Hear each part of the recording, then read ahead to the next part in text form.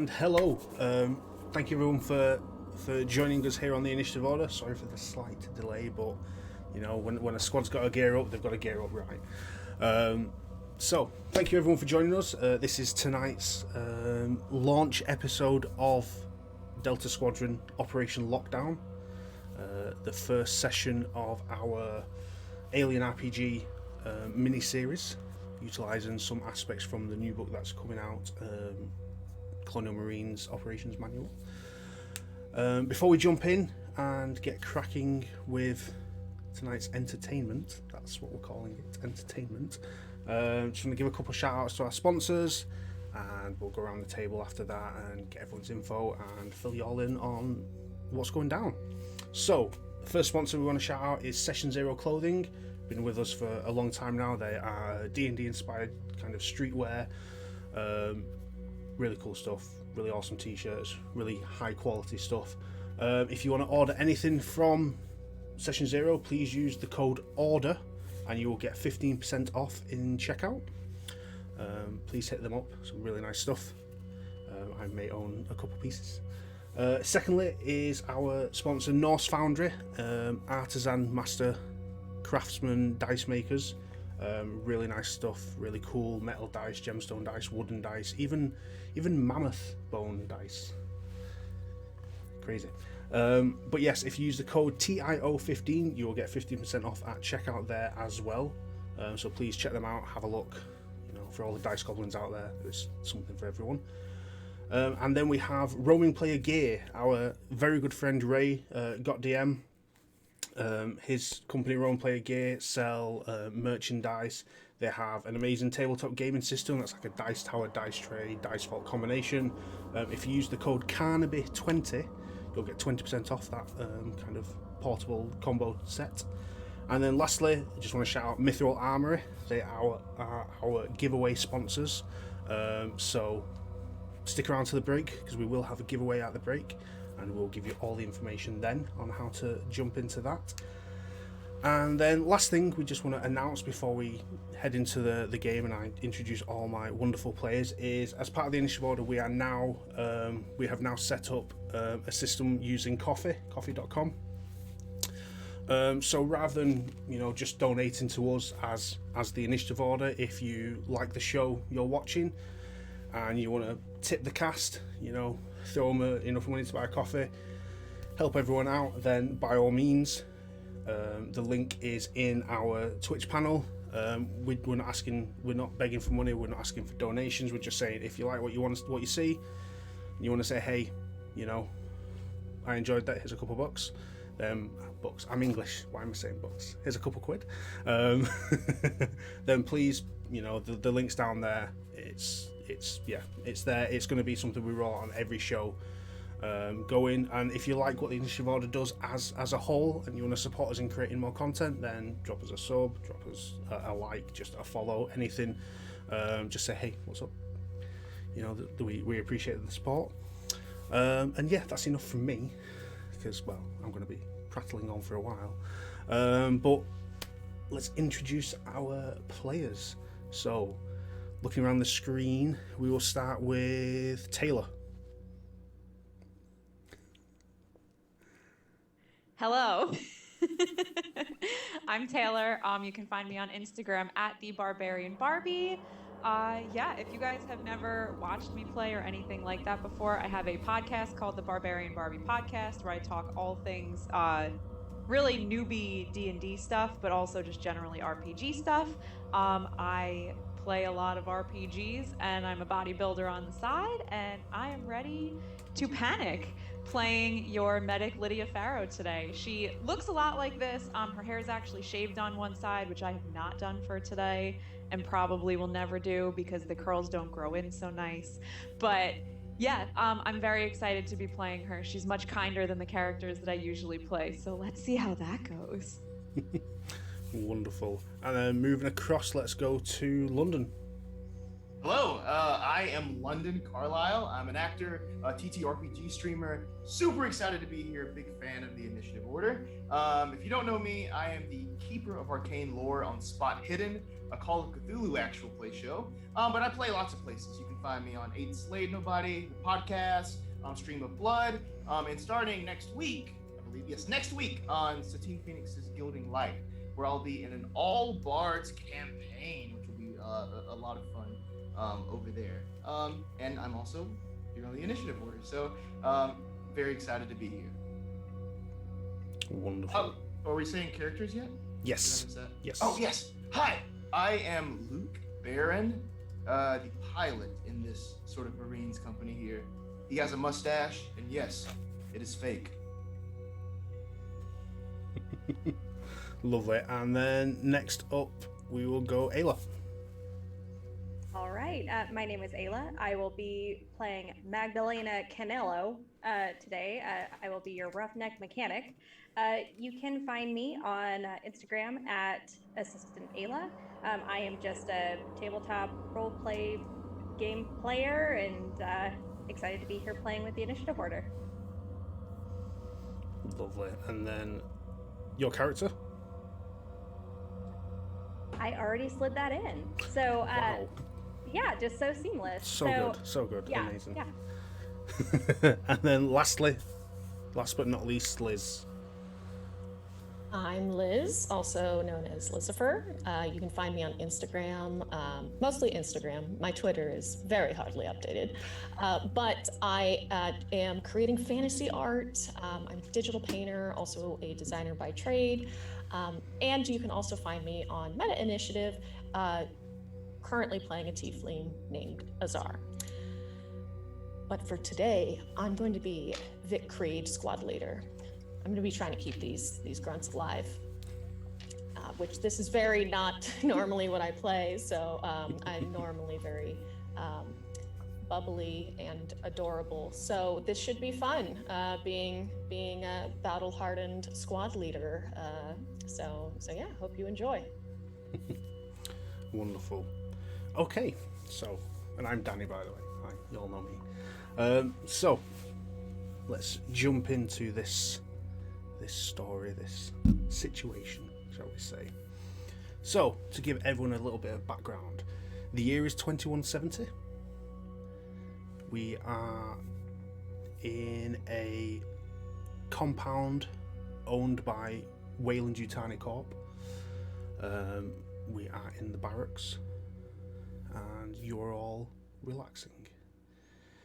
Now, for everyone watching at home, here we have what remains of Delta Squadron.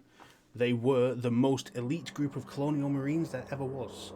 Originally, this was a team of 10 expert soldiers, but over time and through battles, this group's numbers have reduced down to 5. There were only 5 members of Delta Squadron left. And kind of due to this loss of life over time and the kind of calming down of certain colonial situations within the different systems and the different ruling bodies and territories, the Colonial Marines Corp have decided to put Delta Squadron out to pasture, to retire them. You know, their services were good, they were experts, but they're no longer needed. So that's what the Colonial Marines decided to do, but Delta Squadron being the most elite, the best of the best, they didn't want this. They didn't want to go out to pasture. They wanted to keep doing what they were doing. They enjoyed their jobs. You know, they didn't like the fact that half the squad died, but shit happens. It's the Marines. So, they didn't like this insult, so after a session in a bar, drowning their sorrows and, sticking the middle finger up to the Colonial Marines, they were approached by an agent of Wayland Yutani Corp. And this agent offered them a new lease on life, and asked them would they like to join Wayland Yutani and work for them doing covert operations, off-the-grid missions, and continue their lives as elite soldiers, but now in the private sector. After a moment of pause, the group accepted this offer, and their lives were born anew. They kept the name Delta Squadron, but that was clearly a name only themselves and Wayland Yutani used when needed, as everything was covert, so names were kind of fairly classified. But this was a new career path, and this is where we find Delta Squadron today. Now we open up here with the squad relaxing in their barracks, which is again on an off-world compound owned by Wayland Yutani within the core systems. You're currently on a week's R&R following an incursion into a rival company's territory, where you assisted in a technical sabotage of an oil refinery. This allowed Wayland Yutani to reap the profits. It was a full stealth operation, almost went off without a hitch, but unfortunately you lost Rodriguez, who was the fifth member that came with you when you joined Wayland Yutani. He died in that operation, and for the past week you've kind of been having a drink to honour his name and getting your heads back in the game. Now, as you kind of have a moment, you've got a moment's peace whilst you're kind of relaxing in your barracks. Your handler from Wayland Yutani, who is called MC, he's dubbed MC. You don't know his real name, but he's dubbed MC, standing for Mission Control. And he walks into your kind of communal room, and he kind of approaches while you're kind of lazing about, and he kind of shouts, "Delta Squadron, form up!" And you immediately jump to your feet, kind of line up with Vic at the head of the line, as always. And he kind of says, the bosses have got another job for you here, and he hands a data pad to Vic. And just kind of stares at you all, making sure you're all sober. Alright, and this job, what can we expect from it? Is it going to be anything like the last sabotage we did at the rig? It's like, well, I've only had a quick scan of the information. It looks like it's some sort of, retrieval mission. You're getting something, I don't know. Read the data pad, man. Just read the data pad. You know what you're doing. He kind of spins round, starts walking out the room. He's like, "You've got 10 minutes. Get ready." Oh, I've seen nothing's changed here since the last time. Clearly not. Alright, squad. Let's check out what this data pad has to offer as far as what our next mission, and hopefully not our last, will be. So I pick up the data pad. I kind of hold it so it's a little bit visible, but I kind of do most of the reading myself. And I start scanning the details of the mission. Yeah, so you kind of hold it. It's like iPad, a standard iPad size thing, but it's clear glass with the data scrolled across it. And it basically says that you are to retrieve company data that was lost during a salvage mission. The data was supposed to be collected by an agent and a salvage crew, but the mission went south. Details are not fully known of what happened. The crew of the previous mission sent out a mayday call requesting assistance for reasons unknown. It was a very scrambled call, but it was made, and their last coordinates are in a small refueling supply station that's about 2 parsecs away from Gamino Station, which is out in the far reaches of the kind of outer frontier. areas of space. Well, I don't like the looks of this any more than what happened with Rodriguez, but a job's a job. Something's definitely fishy about that last crew. Kind of want to know what happened there. But as we know, Wayland isn't going to give us info. What do y'all make of this before we head out in T-minus 9 minutes now? So we fly Loving in, the get out. the bare minimum information. Yeah. What else can you expect? At least My it pays well. concern, a Mayday call and they didn't send anyone to go and investigate? Yeah, that does seem a bit fishy. That the data is a bit more important than the squad's life. Exactly. It's like we're the expendable ones here. Rodriguez, the way they treated that whole situation, we just have to go in, get this, get out. We can't linger around again. I agree. There can be no mistakes this time. I can't be losing any more of you to just these shady missions that I just can't. We absolutely no room for error. We get in, we get out, we get back.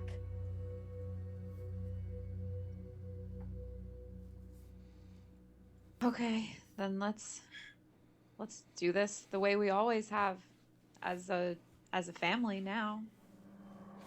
Yeah. That's all we can do. And for Rodriguez's memory.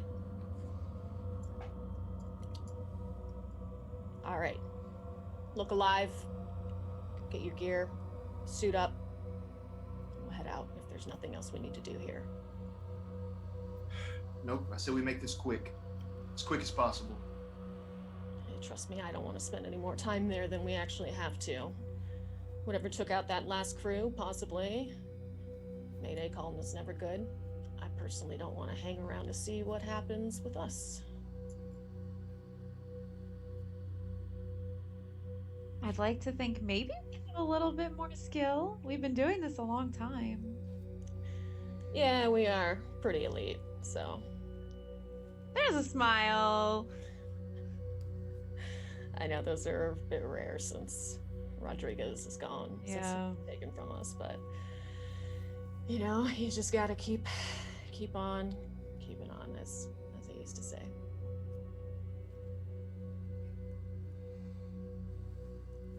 Okay, so while you guys get yourselves prepped and your provisions ready, you always have a go bag kind of at the end of your beds ready to go. You grab what you need, head out to your awaiting ship, as there has been provided for you a ship that will fly you out to Gamino station, where you can refuel and head from there to this Mayday location. It's going to take a few days of flight, including a brief stint in hypersleep, which you'll have to do kind of mid-journey to kind of make the entire length of this journey. You're going to have to go into hypersleep briefly. But it's not gonna, it's not gonna affect you time-wise. You're gonna be on your ship a couple days with a sleep in between, which will probably extend time about 2 months travel. So you get everything prepped, you get into your ship, and you set off.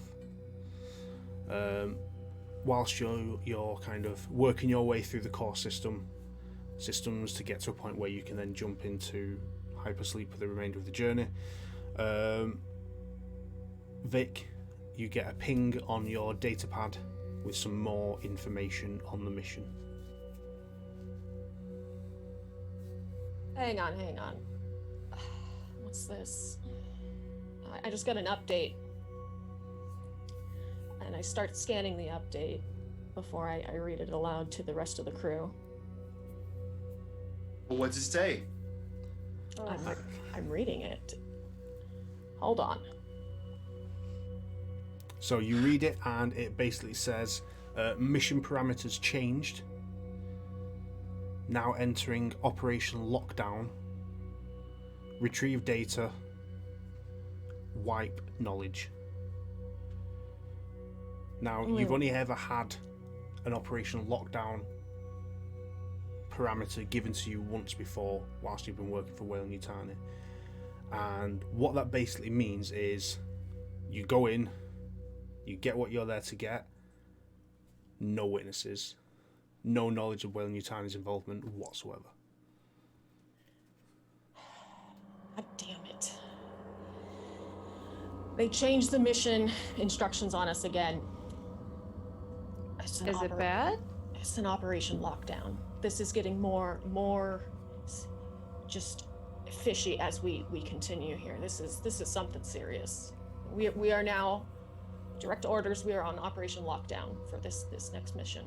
We go in, we get the data. Nobody can know we were there. Simple. What the hell is on that ship? I don't know. I don't like it. I almost think we're not getting paid enough for this now. I leave it to Wayland to change things up on us as we're already en route to an already very dangerous sounding mission. I don't like it. I know none of you like it either, but this is what we were brought on to do. Hey, we're on the way. You know, that's the kind of bullshit that Wayland Yutani pulls. Yeah. You're right. No surprises there.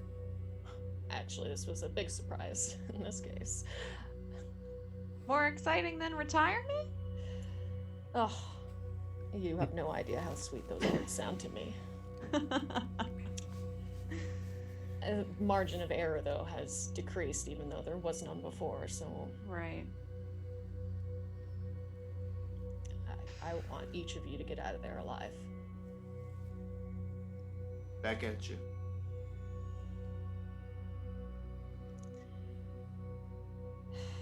Well, if there's anything else we want to go over, I think it's time I get some shut-eye.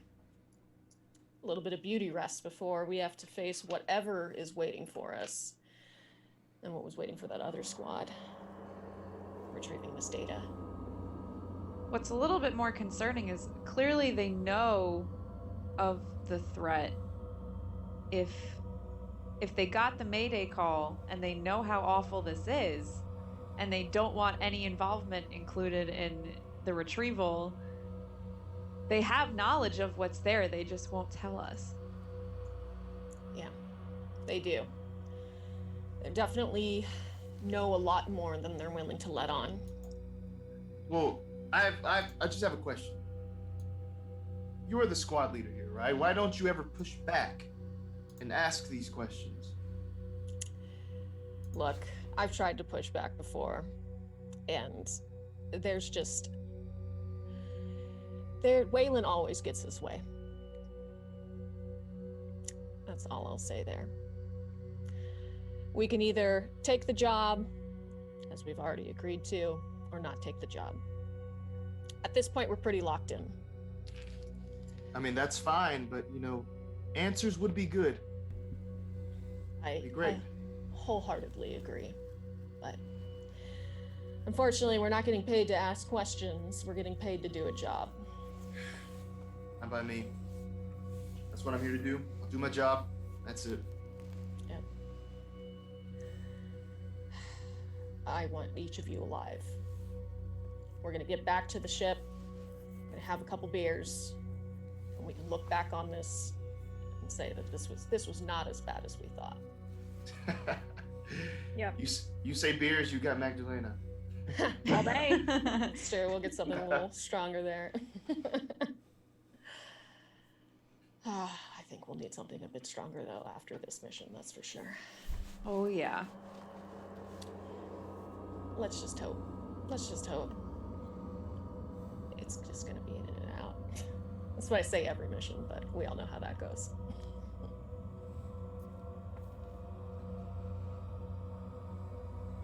At least it's a fun story to tell everyone when we get home, right? Keyword is only when. hope. Eventually.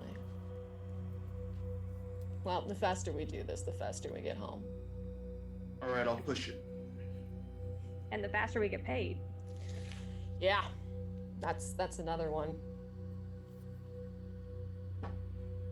You better throw in a bonus for this one. I'm so tired of these last minute changes.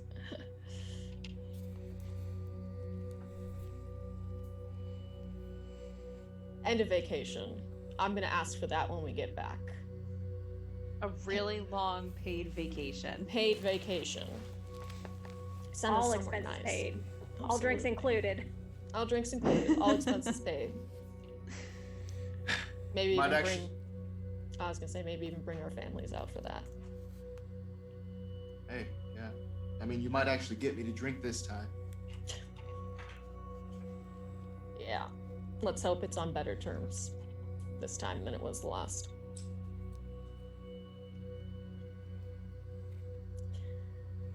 Well, I'm gonna climb into the pod now, and if there's anything else, definitely probably gonna get sick when I wake up again. That never gets old. Don't worry, I gotcha. I'm always glad that you're on these missions, Lydia. I couldn't imagine why. The positivity, somehow it's still here. It should probably be here. I don't know. We just gotta keep pushing, I guess. It's all just hilarious now. Whatever you're taking in that bag of yours, I certainly would like some. Definitely when we wake up. I will second that. Oh, we all could use a little bit of happy right now. Well, they're not happy pills, but they'll take the edge off.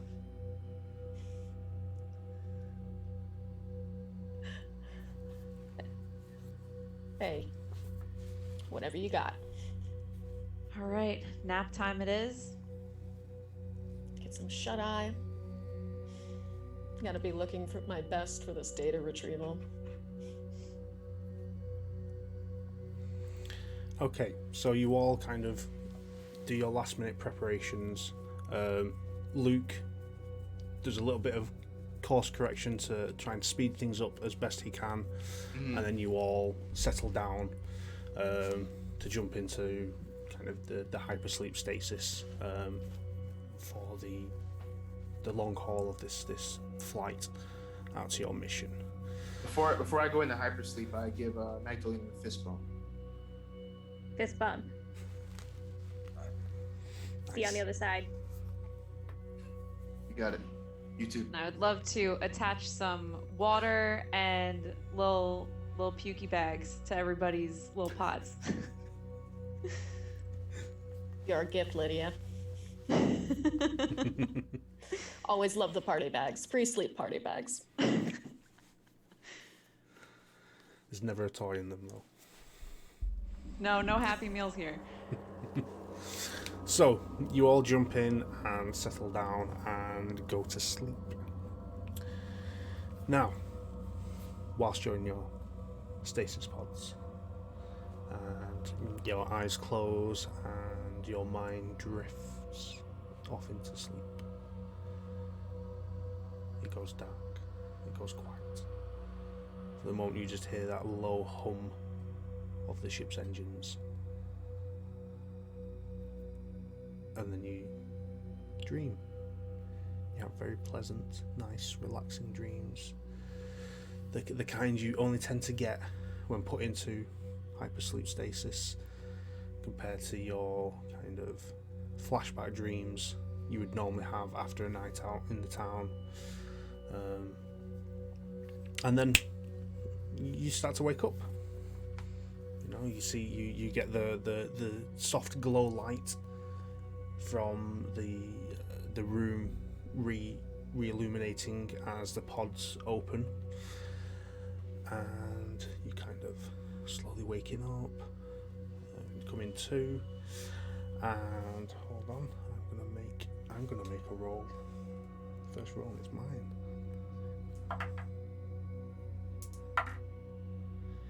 and Magdalena and Luke, as you guys kind of wake up and you're like leaning out of your pods, kind of stretching, you suddenly feel very nauseous, and you know for a fact that in the next 10 to 15 seconds you're about to throw up. I'll run to wherever I can. Like, I'll clean it up later. I just gotta get I this gave out. you a party bag. Yep, absolutely. I jump right out of the pod and just go. Right on the floor. Right on the Right on floor. the floor. The Right bag on the is elsewhere. Mm-hmm. Hands on my knees, just. Not again. Thought I got over that. Shit. It was a fist bump. Every time. Stay away from me next time, okay? Air bump next time. I don't know. It's funny. You always feel better afterwards. For some reason. Oh no, I'm gonna go again. No. Okay, I'm good. I'm good. I think. Yep, no, I'm good. I need a brew. Maybe water? That's like water in a can. Forgot who I was talking to. Okay, yeah. I'll have water. You can have your beer. I try to find a beer. I find a broom or a mop whenever I can to clean this up, and water. I circle back then to help clean up. So Luke, while you're kind of mopping up after yourself, a minute later you see Magdalena walking back, beer in one hand, mop in the other, to help you out. While you guys do that, Vic, you notice on your data pad that there is a little pinged message. Hey, we got another message here. This one must have came in when we were in hypersleep. Before we read any messages, I gave you bags. I smell it from Are you kidding me? Every single time I give you a goodie bag, you do it on the floor. I don't understand. I'm just glad it wasn't me this time. It was some bad food back at the barracks. Yeah, I bet. That's a really long time to be holding bad food. At least it didn't happen in the pod. You got a point. There was that one time, and we all know how difficult that is to clean up. Oh my, yeah. Nobody So wants to do that. That message, what do we got? Oh yes, probably more surprises. Let me open it up. I'll read it. I open up the message. Yeah, so you have a look, and it's only a brief message, and it just says, retrieve data, retrieve any assets relating to data, wipe everything else clean. Jesus. Well, this just gets more and more complicated. All right, new orders came in. We're going to retrieve data, any assets pertaining to data, and then we have to wipe all other information. This is just getting more and more covert as we get into this. I really don't like this at all. And to wait until we're already waking up from hypersleep after, 2 months or so, to update us now? Do we really want to keep working for this guy? Assets pertaining to the data. Yeah. I don't even know what that means, but... Is that something we want to have back on our ship? I really don't know. But... What if that other squad is still there? What if they're alive and they're waiting for us? What if this is some rival operation and this is their way that they're trying to take us out? Well, this wouldn't be the first time that we'd have to fight for our lives, so... And listen, I've gotten us out of every other situation when it was under, sort of tense circumstances. If worse comes to worse, we just leave. Yeah, we do. We've got the best pilot in the biz. Luke can get us out of any situation, and I've seen it before. But something's up here. Something's up, and I feel like we're gonna get more information when we should have gotten it sooner as we get closer to getting this data. When I say more information, it's probably gonna be stuff we don't like, but you all are the best of the best. I wouldn't want to be on this mission with anyone else. Aww. We are family, whether we like it or not. Yep, that's true. Whether some of us use the party bags or some of us use the floor, it makes no difference, Luke. Magdalena. Cheers. Oh, I see you found the beers. I didn't even know we brought beers. Gotta keep the crew happy. Yeah, I mean, honestly. It's not wrong. Yeah, if there was a mission to bring beers, it's this one. That's for sure so far. If you knew the ship, you would know there are always beers. Yeah, that's true. Luke, we can always count on you for a good time. Yeah, the guy that doesn't drink. Yeah, totally. You take care of your family. Yeah. You know what, Magdalena, is there another one of those? Oh, yeah. Okay, And I get another beer. great. I'll just crack it open. Yes. Cheers. Cheers. Good morning. And this is morning, time-wise. How far are we out from our target? I consult the game mother first before giving an answer. So, looking at the coordinates and your positioning on the ship's piloting computer, you are about 2 hours away from Gamino Station, which is a large space station, spaceport out in the outer reaches. You can go in there and it gives you time to refuel, gather any additional supplies you need. There is Wayland Yutani support there, so in regards to weaponry and the like, you can gain additional assets from that spaceport. On top of that, you are roughly a day's travel from the Mayday point, from this small refueling station. The information you have on this place is that this small refueling station was it's basically like a truck stop on a highway, but in space. So it's only a small little station with a dock for a couple of ships. It was used before Gamino Station was built. So this Gamino Station spaceport is kind of what took over the area in regards to transport links and everything. The small kind of way station it was still running, it was still populated, but obviously the crew had minimized due to Gamino Station opening up only a day away with a lot more amenities. So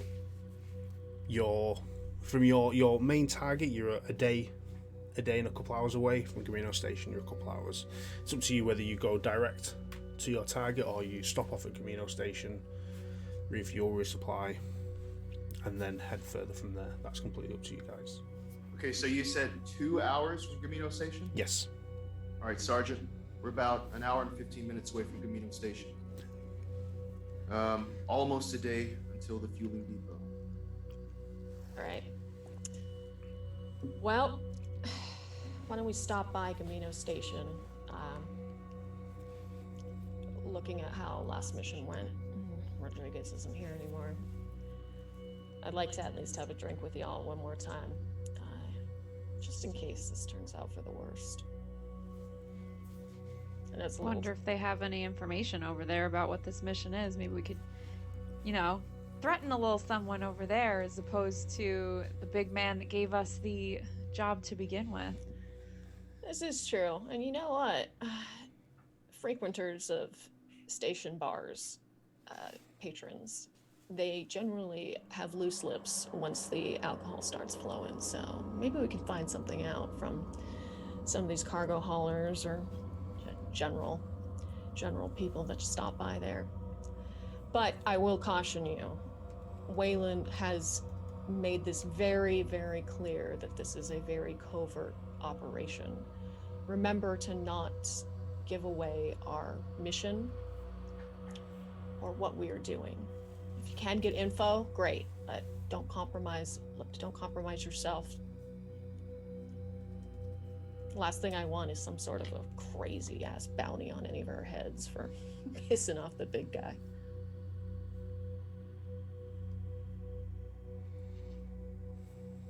It's a good chance too to double check that the ship is in working order. God forbid something happens at our next destination. Got to make sure everything is in tip-top shape. So if Magdalena wants to give it a once over while we're there, Give it a twice over, just be safe. That's what I like to hear. Hell yeah.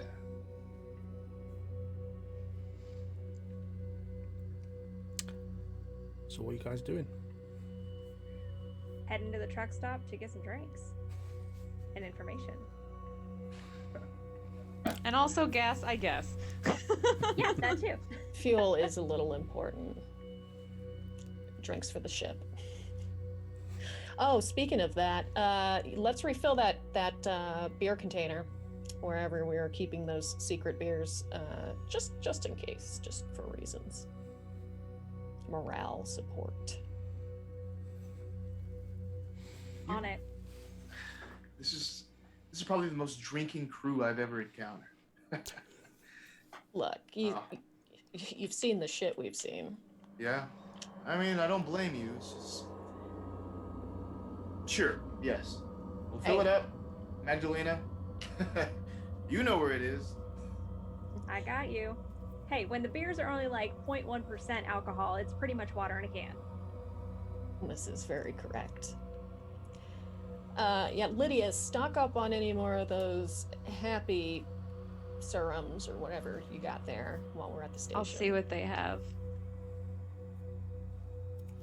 Gotta keep the pharmacy stocked. Ain't that the truth? Okay, so you guys make you start getting yourselves prepared for landing in the station and boarding the station. Luke, as pilot, you're the one who's going to have to fly this ship and kind of dock it with the at the space station. So you kind of you stretch, get yourself prepped, get into your pilot seat, into your kind of comfort zone. You know, it's got the seat's got the indentations from where you've always been sat. It's molded just for you after all this time of use. And you kind of get to your final approach, and you see this station, and it's a bit of a weird shape. Like a lot of space stations tend to have like a large lower level and then kind of spike, a bit like a bit like that. This one's more like a kind of square sort of shape, as if it's had sections added to it over time.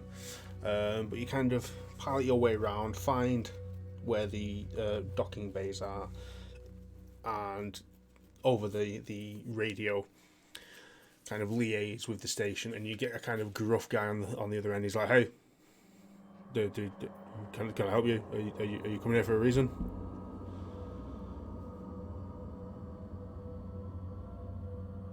Provisions. Yeah. Provisions, refueling, standard stuff. So okay. Just passing through. Oh, okay. No funny business. We are a neutral station. We are neutral across all territories. Just putting that out there. No funny business. You can have docking bay 7.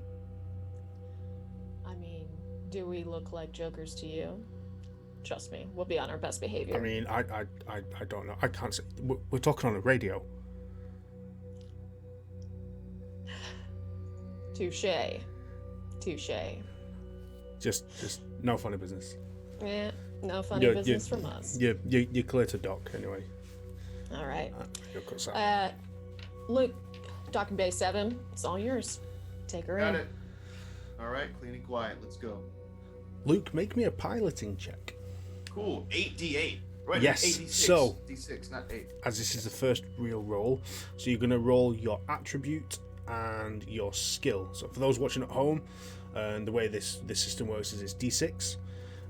Everyone has 4 attributes and then skills around those, and you'll roll a number of dice that equals your attribute plus your skill.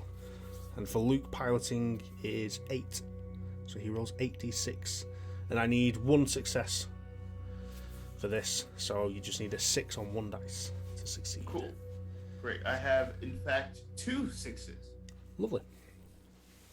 So you kind of get yourself in there and make your way, and you kind of pull in.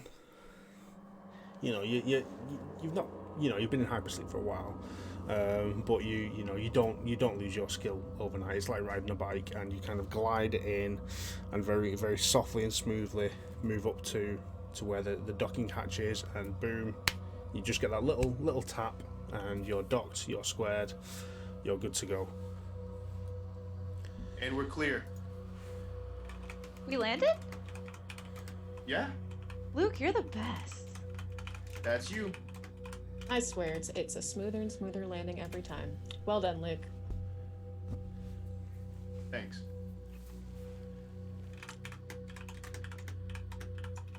All Little right. fist bump. Oh, yeah. Little Yeah. fist bump. Hey, Sorry, I was just rolling my eyes. don't go throwing up on the floor again. So Lydia That's a just good one. pulls. Lydia's tactical vest has all these pockets, and she just pulls 2 bags out. Lydia's prepared. I'll take one of those, Lydia. All right. okay, I so will check. And I kind of open up the dashboard, and I just toss it in there. There's already about a dozen bags inside. I'm just gonna close it up. Saving those for a rainy day. Yeah, you can never be too safe. Again, the food, right? Mm. Yeah, just be careful what you eat here. I hear they've definitely got some weird specials for today.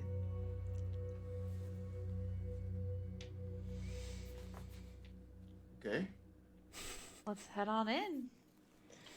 okay, Yep. so you guys get what gear you want to take into the station with you, leaving weapons and stuff behind, obviously not to arouse suspicion. You head into the space station, you come off the dock, and you are greeted by a kind of heavy-set gentleman with a gruffy kind of ginger beard, and he's got like a side parting. He's parted his hair, but he's clearly not combed it very well. He's kind of just moved over with his hand. And he was the guy who was on the radio, and he's like, okay, so now I can see you. No funny business.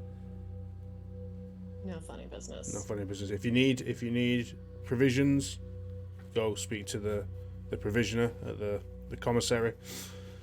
If you need anything else, then just ask someone. There's a few people around. There's like we have a bit of a marketplace in here. Just no funny business. Keep it clean. Keep it neutral. We'll be fine. Let me just verify something. No funny business? Like absolutely none? None. None. Wow. I'm sorry, that was really unclear. All right, where's your watering hole? And he points to like maybe 2 foot next to him with a big sign that says like toilets this way. For someone not Oh. tolerant of funny business, that's funny business right there. Your bar. Where can they get a drink? That way. That way. Head down that corridor towards the market. There's a bar down there. All right. It's not cheap though. Oh, don't worry. We don't need cheap. All right, squad. You hear that? No funny business. I want you all to be on your best behavior. Wait, what was that? Did you say no funny business? Actually, I didn't hear it the first 36 times. Sir. Yeah, no. Apparently, this is a no funny business station. The other station across the way is the funny business one, but this one, 0.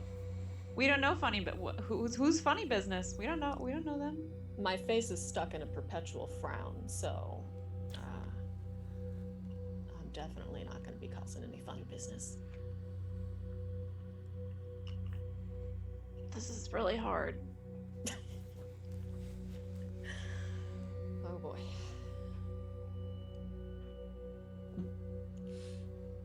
I always thought that this was the rowdy fueling station. Yeah, that's word on the street. I say we head to the bar before we get yelled at. I Not that we're not used to that. This is probably a good idea. I know Magdalena's got no complaints, so. Nope. Finish my ship beer before we left the ship. Atta girl.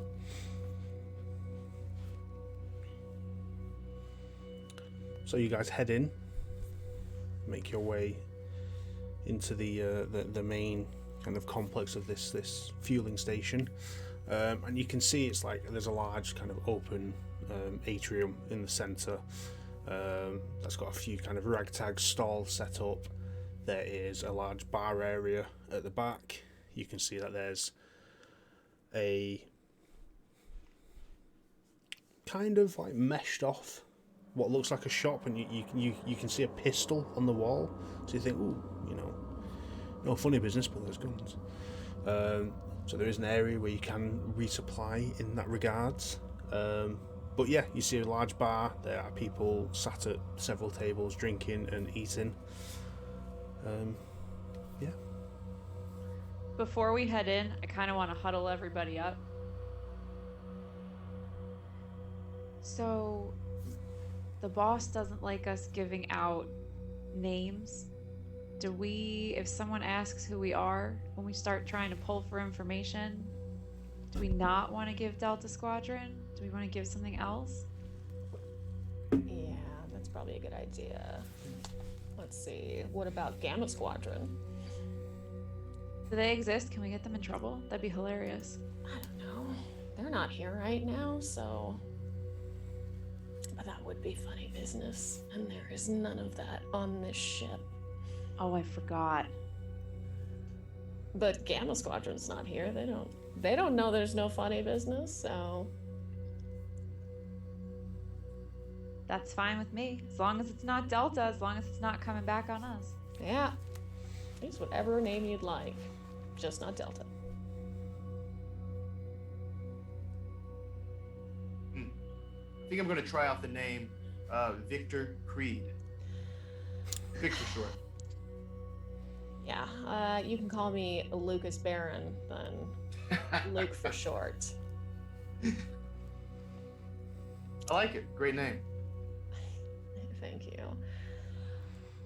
Let's try to not get each other killed and not just ourselves. Yes. Yes. Great. Yes. I'm gonna go buy a round of drinks for everyone. 'Cause I thanks, appreciate Sarge. you all. Yeah. Yeah, no problem. Seltzer if they have it. Yeah. Oh, I know what you'd like, Luke. Thank you. All right, and I head to the bar to place an order. Yeah. You head to the bar and you see a woman behind the bar. She's got short cropped black hair, and she's got kind of like some workman's overalls on, unzipped at the front with like a tank top underneath, and she's just kind of chatting, like leaning against the bar chatting to someone. And as you approach, she kind of looks up, kind of nods, and then moves over to where there are some like pumps or beer. She's like, what are you having? Yeah, I'll get 3 whiskeys, 1 seltzer. I can definitely do the 3 whiskeys. But you want fizzy water? Yeah, it's not for me. Definitely not for me. Whatever you got that's non-alcoholic. It doesn't even have to be good. It's just yeah, fizzy water's fine. Okay. And she kind of turns around, grabs a bottle off the bar, puts 3 glasses down, like pops the cork, pours you out 3 whiskeys, puts it at the back, cork back in, and then she kind of scratches her head. And she goes, right, and you see her kind of rummage around, and she pulls out like a thin, tall glass, opens a bottle, pours in a clear liquid, and goes, there's some water, here's a straw, whoever it's for, they can blow their own bubbles. There you go. I will be sure to let them know. Okay.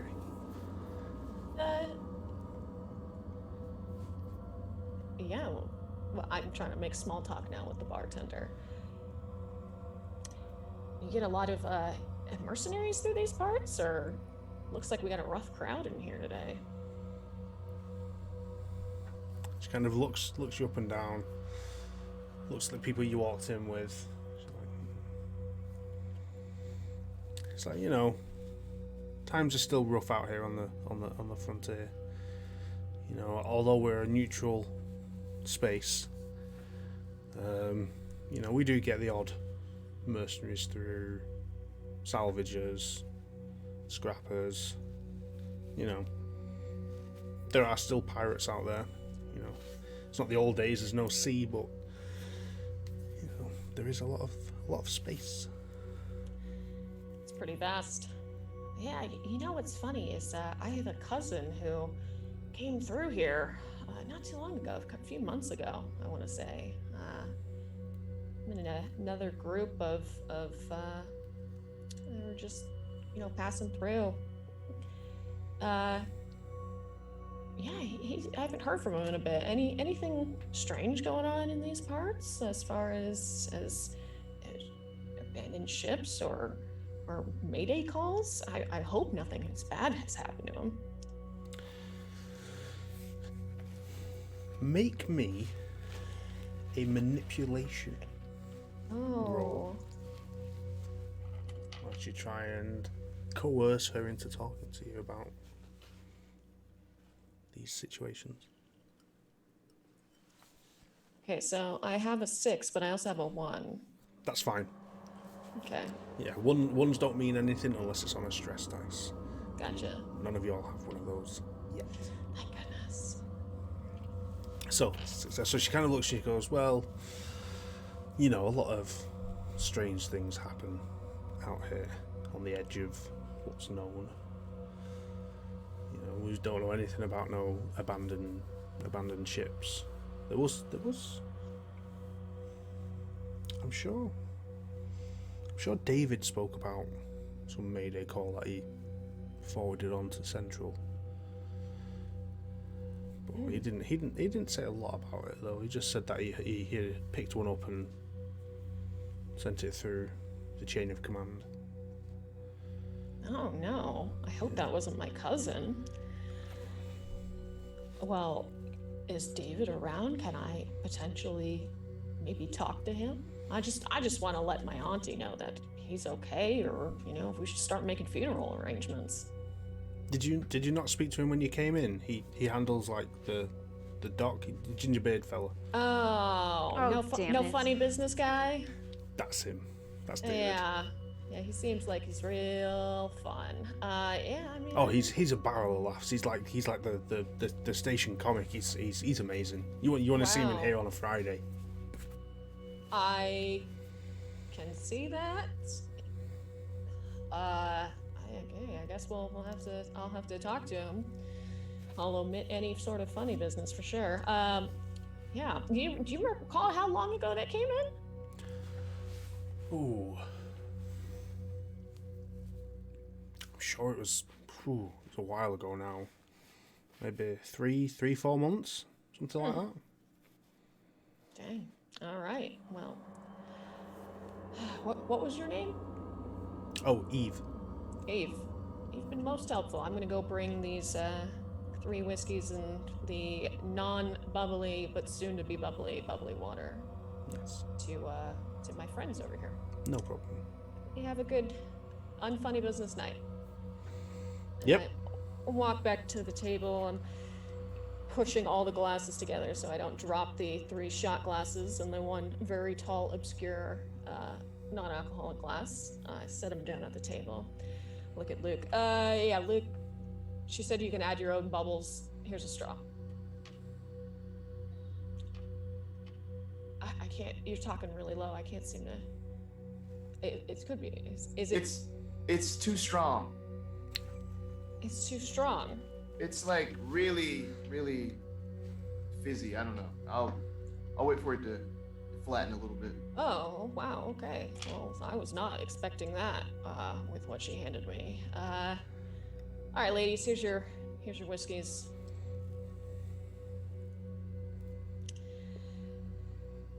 Better than watery beer. Oh, gosh, yeah, I mean, All day. all day. Yeah, space whiskeys. Well, may this mission go extremely well. May we not get any more surprise messages. And I look at my data pad just to make sure I didn't just jinx myself. No more surprise messages. We get in, we get out, we get home, and we get on vacation. And lastly, Cheers to that. to Rodriguez. Cheers. Cheers. To Rodriguez. Rodriguez. And as you guys knock back these shots, it is like the worst kind of homebrew, like moonshine style whiskey you've had. It is stronger than the sun with no taste. I think we just drank lighter fluid. Or ship fuel. I think she got the pumps mixed up. Oh my gosh. Oh, Magdalena. I might have something to induce vomiting. Oh, I don't even think I want that coming back up. Do you got one of those water beers? something. I grabbed Luke's fizzy water and It's I just strong. kind of. Oh, that's not any better. That just spread it around. Oh my gosh. Okay. Here, take this. And I snuck on a beer. Oh. Okay. I think I'll be. We're gonna be okay. Woo! I feel good. Better than coffee. No funny business. Yeah. There's nothing funny about that whiskey, that's for sure. Speaking of funny business, how do we get into that weapon shop? It's all roped off. Ah. That's a good question. Can ask our friend David. Yeah, that's very true. Oh, speaking of which, I got some Oh information. yeah, I don't know what his name is. Speaking of which, I got some information from the bar.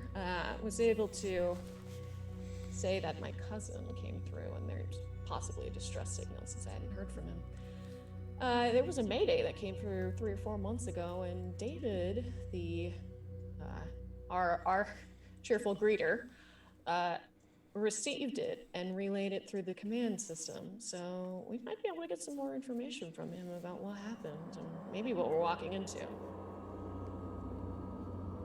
So no But- funny business guy is supposed to give us information. Apparently, he's the funniest guy on the ship, which I think is bullshit. But I mean, also we can ask about that weapon shop. We can also test him and have him tell us a joke. Yeah, it's now making me think back to when he pointed at the toilets, and realizing that might have been a joke, and not a serious suggestion.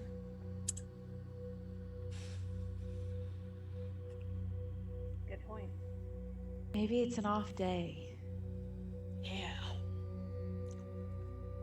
Well, apparently Fridays are his good days, so we just might need to come back on a different day.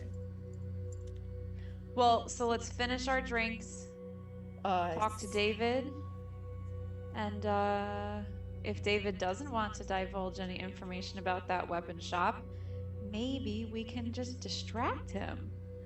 Oh yeah, yeah. Maybe yeah. Well, maybe we get him to tell a joke. Who knows? That sounds pretty distracting. Or funny business. Who knows? Well, I'm done with my shot of torture and despair.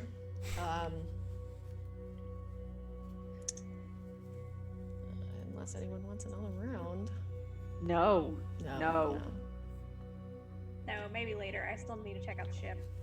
Yeah, I can't do it. Too much for me.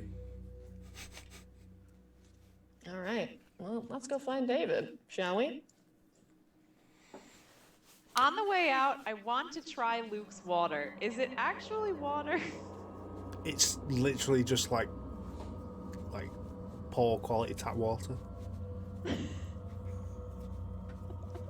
with a straw. What do you think? Luke? That's just shitty tap water. You're damn right it is. Disgraceful. Exactly. All right, let's go. So you guys kind of head back the way you came to see if David's still hanging around the docking bays. And you see him there. He's kind of just stood against a wall that's got like a little terminal on it, and you can kind of hear some radio communications coming through the terminal that he's listening to. He doesn't really seem to be paying much attention to what's going on around him. Hey, David. Huh? Yeah? Yeah? Yes. Hey. Look, you know what? I was talking to Eve, and I have a cousin that came through recently with a bunch of buddies. Okay. And he's been missing for a while, and Eve told me about this Mayday call that came in 3 to 4 months ago. I'm just trying to figure out if I should be planning a funeral or if my cousin's okay. Do you remember what that said? Well, yes, but who are you again? My name is Luca Aaron. I'm his I'm a cousin of my cousin's a guy for hire. He's a mechanic, an engineer. I myself am in a similar trade, and I'm actually going out to work on a rig here soon. So I just wanted to call back to my aunt and let her know if her son's okay or not. I kind of told her I'd check on it when I came out here. We've been really worried. We haven't heard anything. Okay. Luca Aaron. Okay, I'll just write that on the logbook for your ship, because I forgot to ask that earlier. Mayday call. Yeah, there was one a while ago. I just kind of recorded the call and sent it on its way. It's not everything that gets kind of released out here makes it all the way back. So any Mayday calls we pick up or any communications, we tend to grab them and relay them back, because we've got a stronger antenna out here. Yeah. Gotcha. Anything? You don't remember anything about that, or do you still have that call? I think I've still got it somewhere. So hold on, and he kind of turns and starts kind of typing away on the terminal. He's like, oh, let me have a look. Yeah. He's kind of. It'd be so nice to hear his voice one last time, or even, like I said, I just want to let my aunt know, because she's been worried sick, just up all night, just wondering what's happened to her son. And he kind of continues searching. You can see the terminal in front of him, and you can see he's like going through different files and into sub files. and then you see him going through, and you notice there is a file that says funny jokes, and then he goes to click. He's like, oh, that's that one, and keeps going, and then he clicks like radio pickups, and he's like, here it is, and he finds it, and he's like, boop, and presses play, and what you hear coming out of the terminal is like a very scrambled, static voice of a female voice, and it says, "This is the crew of the Ox. It's like we are going down. We are, and then it just keeps like cutting out. So it's just, you just get that with the we are static. We are static. Then we're going down. We're at a way station. Where the fuck are we? What the? Oh my! What the? And it's like we're going into a way station. We're going out. Send. We need assistance. And then it cuts down. It's just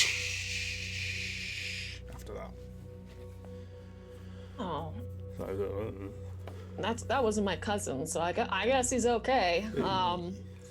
Thankfully, but I feel really bad for whoever that was. Whew. All right. Well, hey. After hearing that, I'm just an engineer. I'm worried for my crew, though. I see you have a weapon shop, but it's all roped up. No funny business. That's about? No funny business. This is just for purchase. But any way we can get in there and purchase some weapons? Yeah, you can. I'm sure Eric's knocking about somewhere. Eric. If you head there and kind of bang on the mesh, I'm sure he'll pop up. But just to let you know, anything you do by there, you can't have. It gets sent here to me, and then when you guys board your ship to leave, it's handed over to you then. Well, that should be fine. I mean, if the Mayday call was coming in this station from the station, then I'd be worried. But it wasn't from here. Yeah, it seems like we just picked up the Mayday. It wasn't from here. Oh, definitely. No funny business. Okay. All right. Well, I'll let my aunt know that my cousin is probably out there in space somewhere still, and yeah, you have a nice day, David. Thank you. And I kind of mosey back to the squad, just kind of like, you can see I'm just like, what the hell happened there? That was a weird exchange. Yeah, Lydia. There's a guy named Eric running the shop, I guess. You just bang on the mesh and he'll answer. But I heard the Mayday call.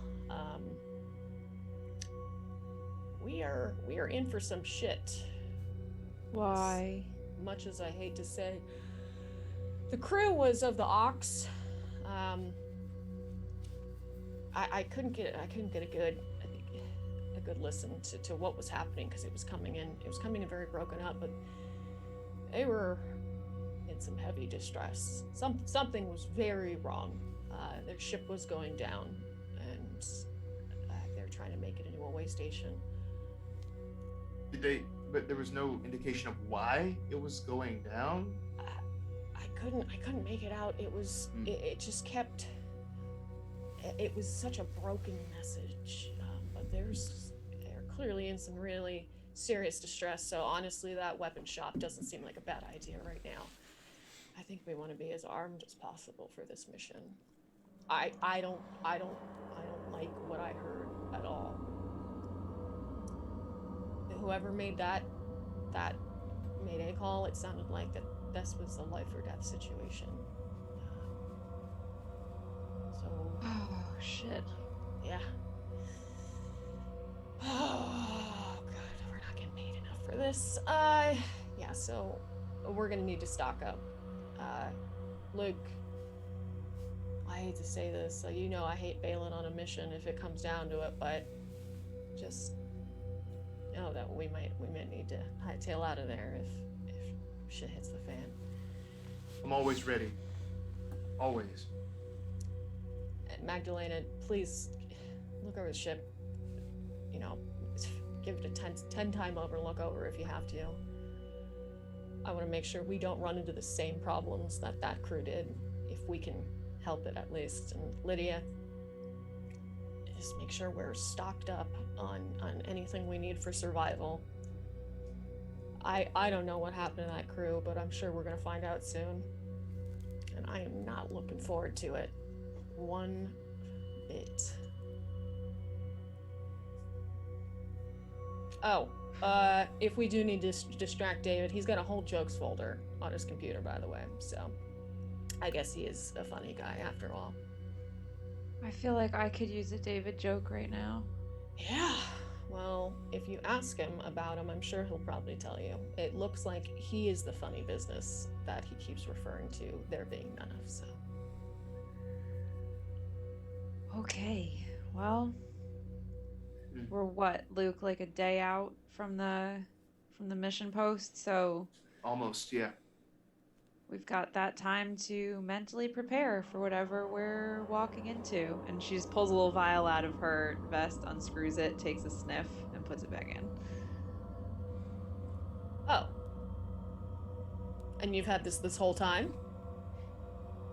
It's perfume. Oh.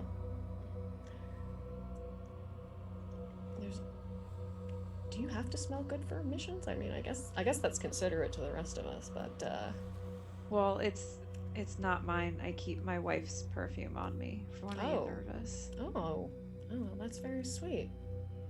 That's very sweet, actually. Well then, use that as much as you'd like. Weapons? Big ones? Big ones. So, who's doing what at this moment?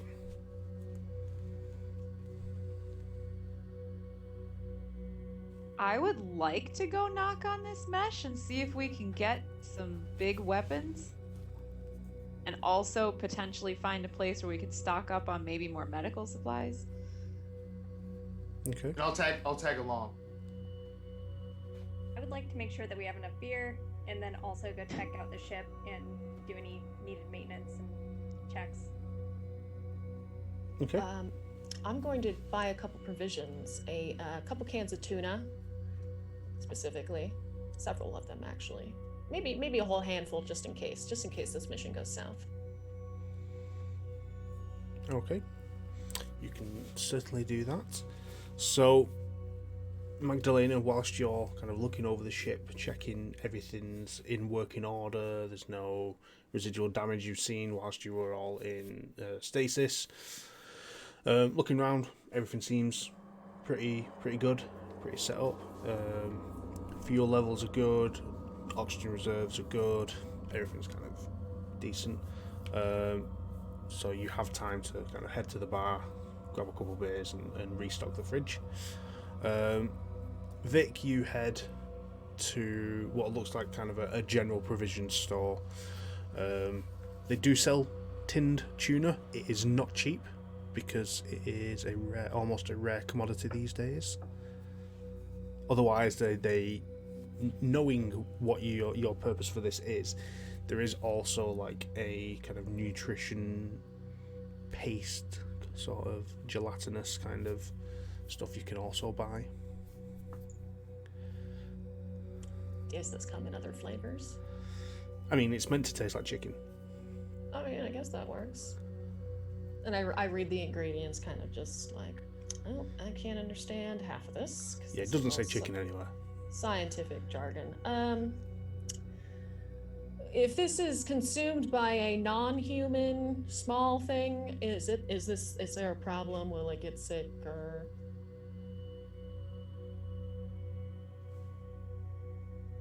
I mean, I've eaten it. Okay. I'm gonna get one can of tuna then. We'll start there, and then this gelatinous paste. We'll see how that goes. Okay. Oh, thank you. Yeah, no problem. It's edible. That's I'm sure, but it's not for me. It's not for me. Okay.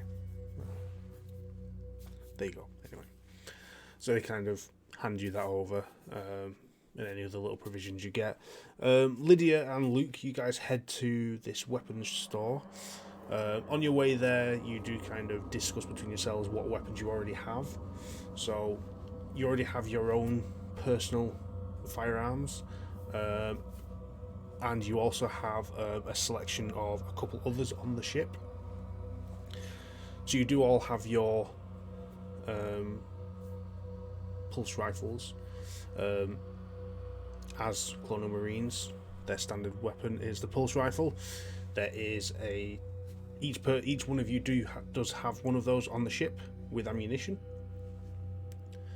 And you also have any other weaponry you've collected over time, any personal sidearms or anything like that. Heading over to the weapons store, you kind of get there, take a look through the mesh, bang on it, and a bloke pops up. He's like, "Hello? Can I help?" Hey, we wondering what type of weaponry you sell here. Oh, well, we have. I've got a couple pistols. Do you take the mesh down, or do we have to talk through this? We talk through the mesh. It's a security thing, you know, considering we have okay. weapons and ammunition here. Understandable. So what are you after? I mean, we've got a couple of pistols. I've got a couple semi-automatic rifles. Nothing too crazy. I've got the odd grenade, but you know, I don't really talk about that. I've got ammunition. Do you need ammunition? I mean, it probably wouldn't hurt to get extra, Luke. What do you think? It wouldn't hurt just to have that on hand. Yeah, we'll take some ammo. Okay. The grenade. Mhm. Are you trying to get that off your hands? I mean, do you want grenades? Do you need grenades? Well, I don't know if I need it, but I definitely want it. I mean, we are neutral here, you know. As David always says, no funny business. But, Yeah, it's not for funny business, it's for protection business. well, I mean, that's, you know, that's fair enough. I mean, how many do you want? Luke, what do you think? Do we need more than one?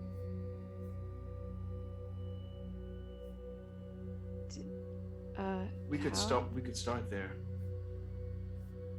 How many do you have? I mean, I've got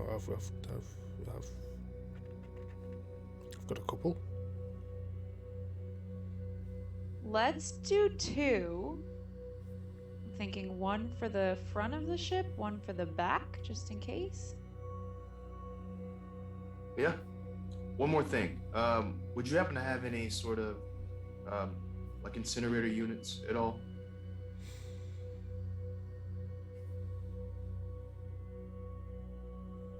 He seemed kind of like stood there, scratching his head, going, do we have one of those?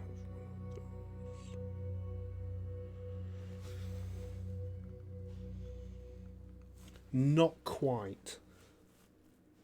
Okay. Just wanted to check. Yeah, I guess grenades. Grenades it is. Okay. So you want ammunition and 2 grenades. That's perfect. And what's your names again, just so I can make sure Vic. they have them. Sorry, what was that? Vic. Vic. Oh. V-I-C, no K, just Okay. V-I-C. Is there a surname to that? Reed. Vic Reed. Okay. Oh. Yeah, Vic Reed. Yeah. Okay. Cool. All right. Well, I'll make sure they're prepped and at the docking bays. When are you guys? How long are you guys stopping for? How soon do I need to move this over? As soon as possible, really. Yeah, we're not staying long. Okay. I'll get them moved over now. No problem. Much appreciated. Yeah, you're welcome. I'm gonna pull Luke away. Vic Reed? What? That's a little close, don't you think? wouldn't be surprised. Well, I know for a fact, the same has been done with me, okay? So, it is what it is. I'm just concerned about our names getting back to Wayland Yutani and having it put us back in retirement. Well, I didn't say Vic Creed, now did I? No, but... I said Vic Reed. It's not the same, you're right. We'll just cross our fingers. Medical supplies? Should we go look for medical supplies? Yep, that's your arena. I trust you. All right, let's go find syringes and stuff. So you head out and you find that there is a small clinic, like a small med bay on this station, and head in, and someone there is like, "Hey, can I help you? Are you okay? Do you need anything?" I don't currently, but I would like to actually pick up some more supplies for our ship. So if you have any type of extra med kits laying around that you want to get off your hands, anything for cauterizing wounds pretty instantly would be great. Okay. I can sell you a med kit and a couple flash matches. That would be great, actually. And you know that the flash match, it's like a larger, thicker match, but you light it and you kind of stab it into a wound, and it will, with the heat from this, is hotter than a normal flame, and it will cauterize a wound. Perfect. And you can get the med kit plus 5 of those. Oh, that's awesome. Let's do it. Okay, and they hand them over, and you hand over some credits and pay for those. You take them off their hands. Is there anything else you guys want to do?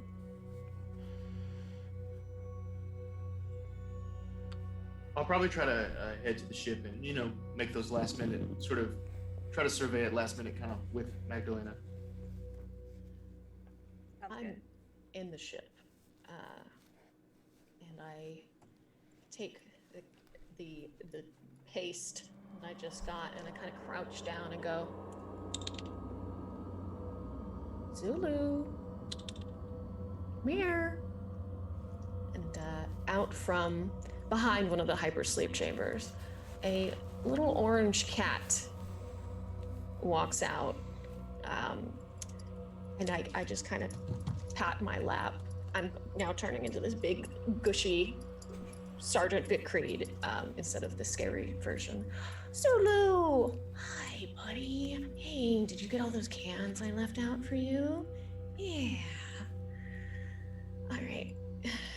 Let's try this. And the cat kind of just goes.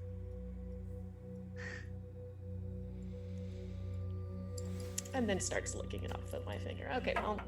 Yeah. Look, buddy, if I get killed, this is gonna be your diet, so I tried to get enough of this just in case something happens to Mom.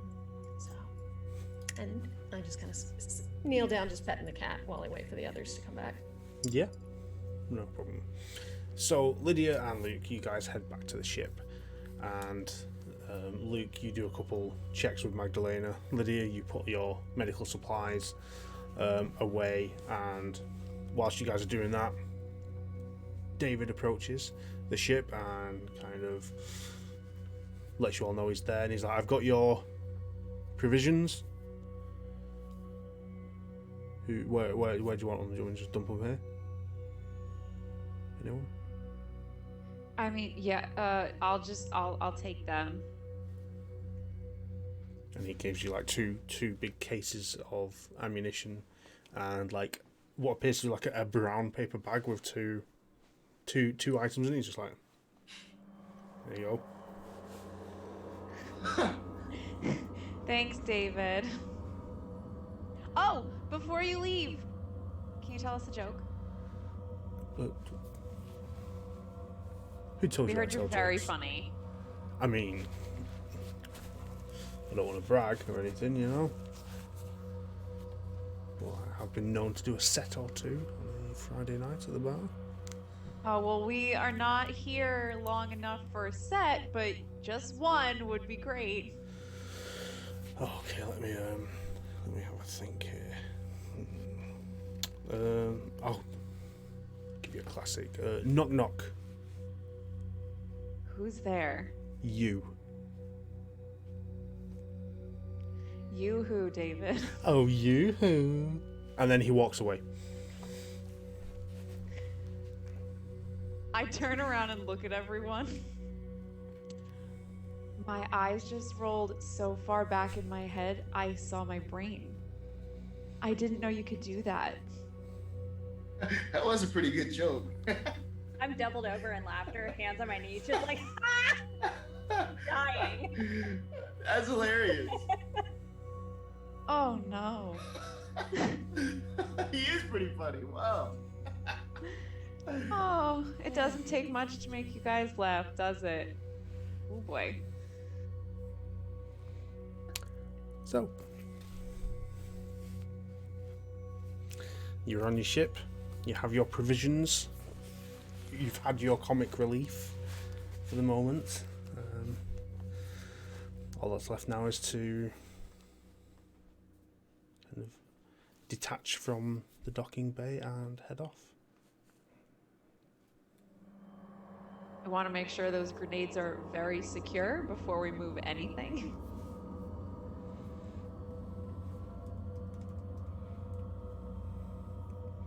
Yeah, so you pop them where it is you suggested to keep them both. They can be locked away or just stored somewhat securely. The more secure the better, but we'll do one at the front and one at the back. Okay. Zulu is pawing at the one in the front. No,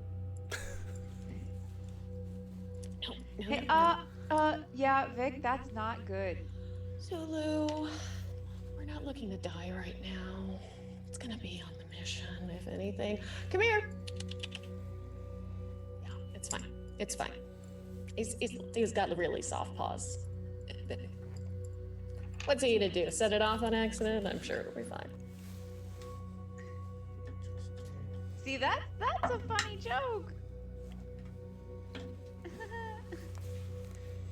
You know, if I have to repair the ship after a grenade goes off, that cat's going right outside. Hey, look, it's the only thing that I got left from my marriage, so at least if he goes, I go. Okay, it's a one grenade policy. Okay, one grenade policy. You hear that? Two and we're gone.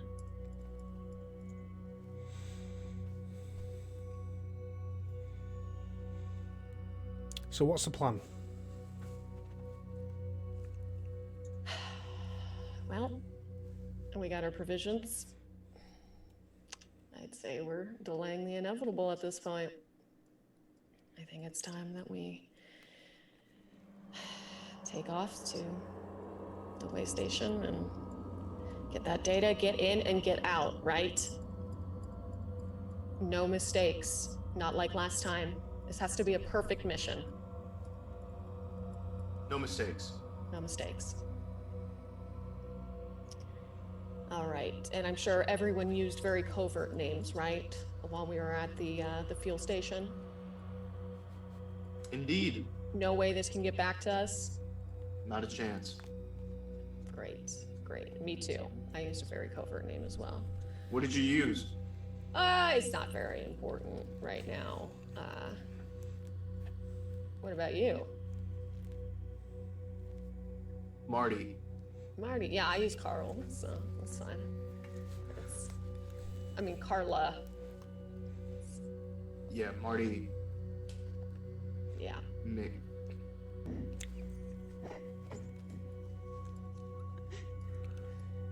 Williams. Yes, Marty.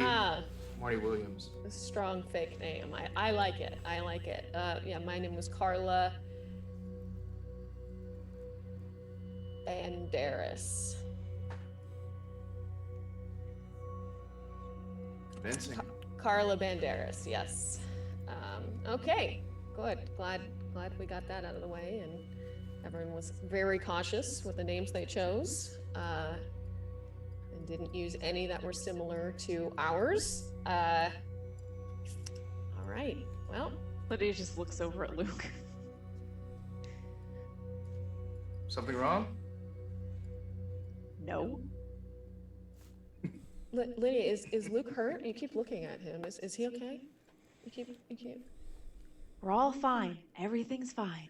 Okay, that's fine. That's great. Yeah. I think it was the tap water. Oh, did he eat something again? That's gonna make him sick? Cause. No, we're just, just joking around. I got Okay. bags for days. All right, David must have rubbed off on you or something. If you're joking around on this ship. All right. Well, Luke, you gonna take us in? Let's do it. All right, cranking her up. Let's push it. And you head out of this station and make your way on the day's travel that you have to do, near enough a day, to get to this smaller, now lesser used little supply station. You travel off, you kind of get yourselves prepared mentally for the task ahead, not 100% knowing what you're going into. And you check on your provisions, you check your ammunition, you make sure all your weapons are locked and loaded, you make sure there's enough magazines to hand and that you're good to go. You guys have kind of a light lunch together, have some kind of field rations. About halfway through the trip, you've got enough time to kind of take shifts in going to sleep, so that you've all got a bit of time alone. And the time whittles down until you arrive. Gets to a point where you're probably roughly looking at Luke, looking at your kind of trajectory and the coordinates and stuff. You're probably about an hour away. Do you want to let everyone know that you're not far away now and to start prepping for the mission?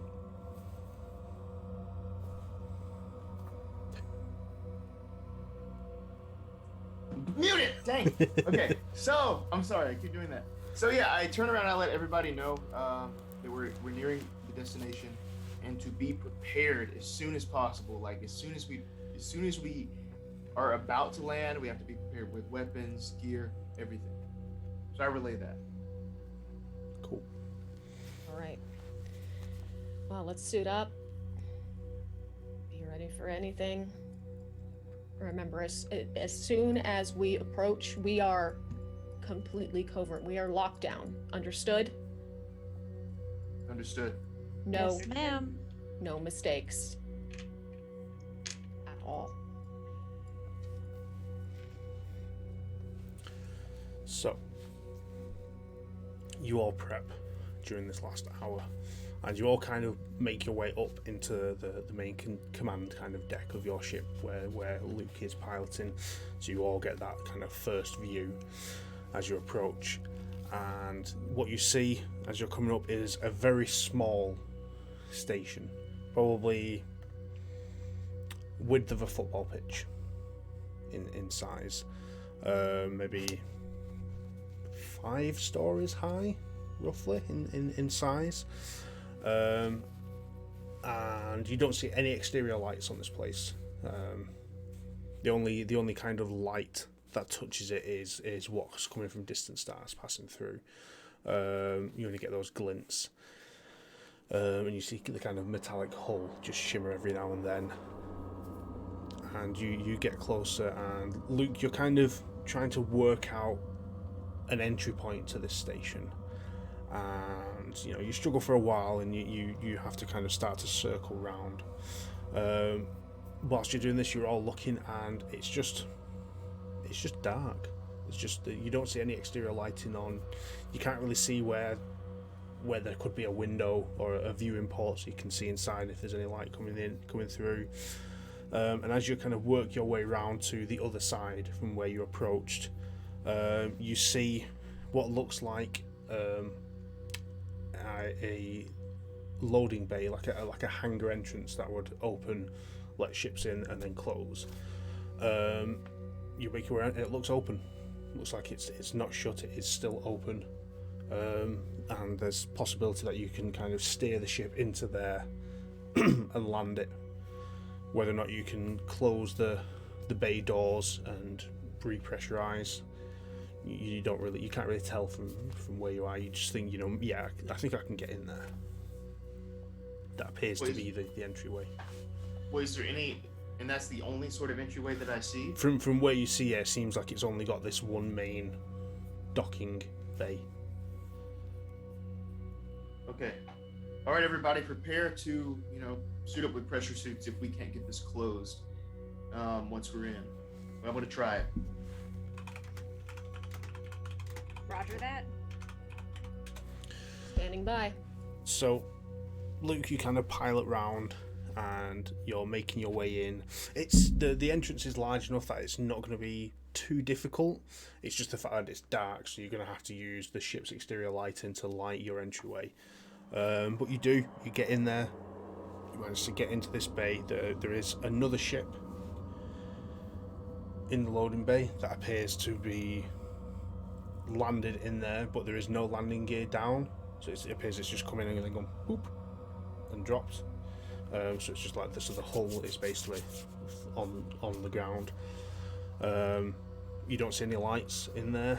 You kind of pull in, manage to land on the station's the bed of the loading bay, but there is no interaction. You kind of send a message out on the computer to see if you can interact with the station. Don't really seem to get any response from anything or anyone. Now, Vic, can you make me a Comtech roll, please? I will try. I got a 6. Got 6. Cool. So you kind of jump on one of the terminals in the ship and see if you can gather any information from company data on this station or on what to do in this situation. You try and liaise with the station's computer. Don't really get any response. You try and see if there's any schematics for the station available, anything public. Don't really find anything. But what you do manage to find on your terminal is that if someone was to go out into the loading bay to where the doors are, there should be an override lever. That pulling that will close the exterior door and then cause the ship to automatically recycle and repressurize the loading bay, making it breathable with the rest of the station.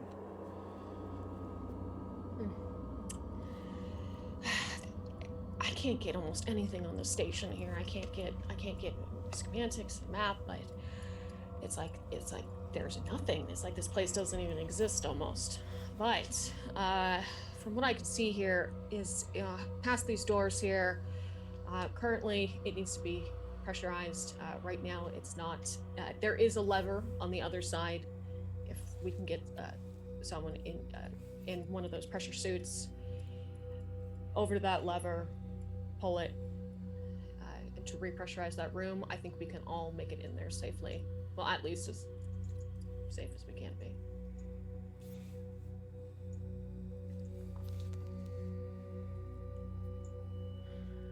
You got a lever, I can pull it. That's what I like to hear, Magdalena. All right, I tighten my tool belt and get into a suit. Okay, yes. You grab one of your compression suits off a rail, a rack you've got, and pop it on. Get all prepped, get your helmet on, and yeah, you just making your way out into the docking bay to where the lever roughly you surmise the lever would be. would it be helpful if I mentioned that I have a high beam flashlight as a piece of my gear? That will help you. Okay. Definitely, as it would be quite dark in here, and with the positioning of the ship, the ship's lights themselves they're kind of more forward facing, so they don't face that way. So yes, that will help you. Okay. So as you head out, can you make me a mobility check? Okay. As obviously there is very minimal gravity here, because the ship does generate its own, but due to you being an open space. Okay. All right. I have 2 6s. Does that get me there? Okay, very good. So that is a success and a little bit. So you head out and you make your way, and you're kind of directing yourself roughly to where, as a mechanic, you would imagine a lever would be. Using your flashlight, you kind of get there, and as you notice as you're walking out to where it is, it's very quiet. Like, you don't feel the hum of a station's engines, its power source. It's just very quiet, it's very still. You continue walking, and you know it's strange. You know, it's a good sized station. You'd expect to hear some noise. The only thing you hear for a split second is that slow kind of whining creak of the metal of the station as it's kind of just gently moving in space, floating there. But nothing else. It's eerily quiet. And you slowly walk over, get into to where this lever is, and you see what looks like a small kind of conduit box on the wall. Open it up, and you see that there is a physical lever, and there are two bulbs next to it. One lit up red, and one appears to be green coloured but off. All right. Well, being experienced in fixing just about anything, that doesn't look great, but I would like to turn the red into a green. If I can do that somehow. You pull the lever. Okay, pull the lever. Okay, let me just roll several dice. Okay, so you pull the lever, and it's a stiff metallic lever. You pull it and bang, it pops down, and the red light clicks over to green, and for a split second nothing happens, and then you feel that judder of some sort of rotary engine kind of kicking in, and then you hear the screeching of metal as the bulk doors of the loading bay close and interlock, and then it goes silent again.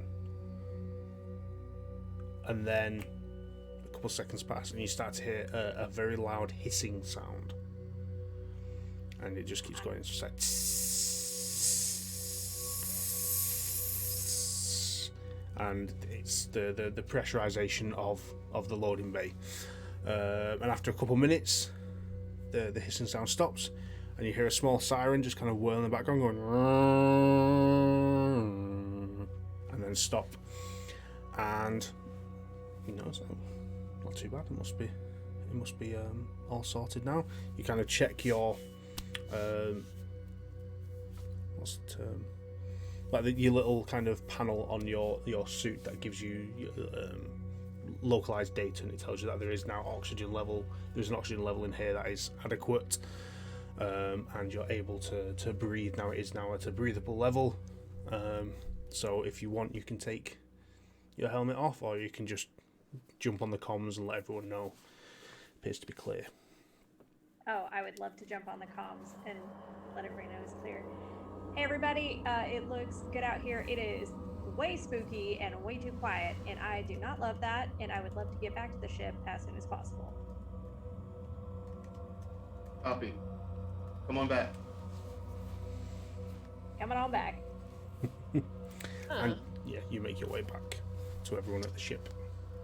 I see you're comfortable giving orders, Luke. Listen, we've been working together for a while.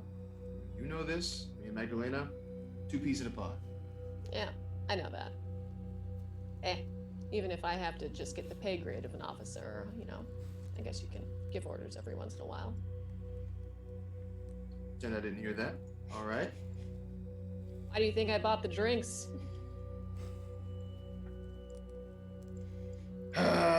Okay. My finger is just hovering right above the door button. That'll. Just waiting now. Okay. Back any moment now. All right, I come on up.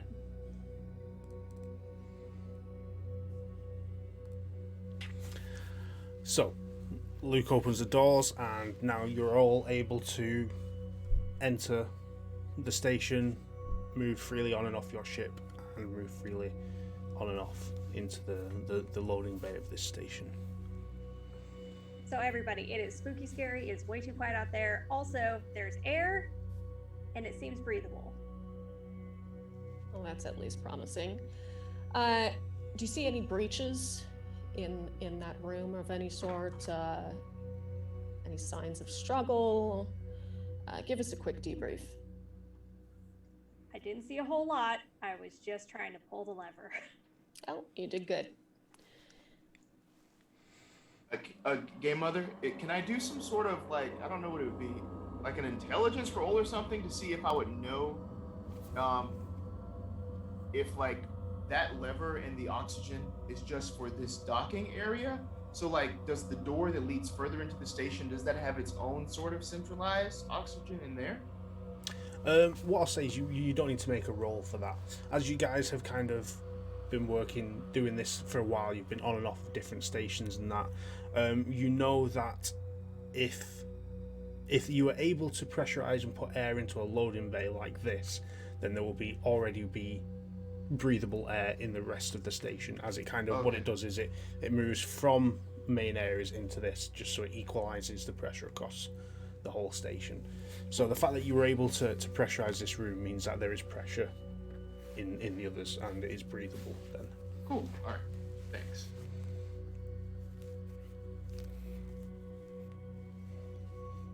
So what now? Well, if that room's safe, I think we should progress as a squad at this point. I never said safe. This is true. This is breathable. If that room is breathable and we won't get sucked out into space, then I think we should progress as a squad. There's no sense in splitting up. Magdalena, did you take a look at that other ship? Does it look like it could potentially be in working condition? To be totally honest, I just want to get out of there. I will take a look on my second round. I'm just concerned that there's just a ship hanging out in here for no reason at all. Would I have seen anything on my way in there? Where you went, so the ship that was already there was on the left side. You've kind of parked up next to it, and then you've walked out of the opposite side. So the ship was always behind you, so you never really got a chance to have a look at it at all when you went out. Okay, that makes sense.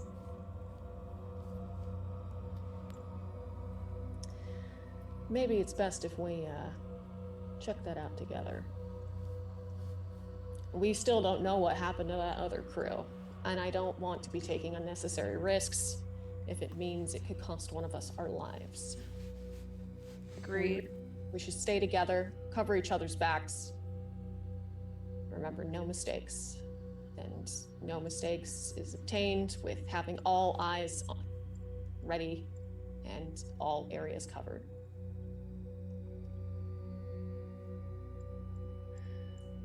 No mistakes. All right, let's get out there. Let's see what happened, get our data, and get out.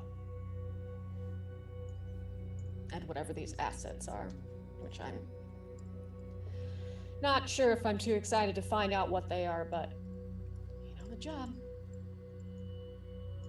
And I will exit the ship first into the newly pressurized room. Okay. So you all gear up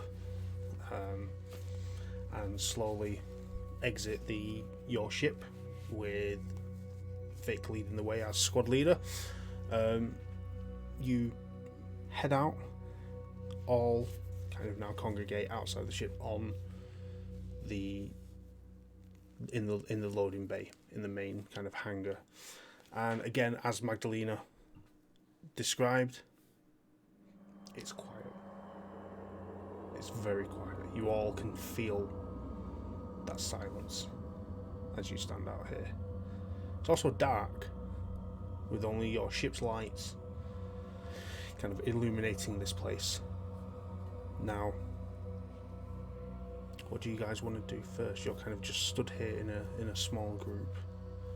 You have a ship that you are going to presume is the one that belonged to the crew who sent the Mayday call, who you are here to investigate and retrieve data that they previously were supposedly retrieving. And then you have the station itself, which, considering it's meant to be occupied, is very quiet.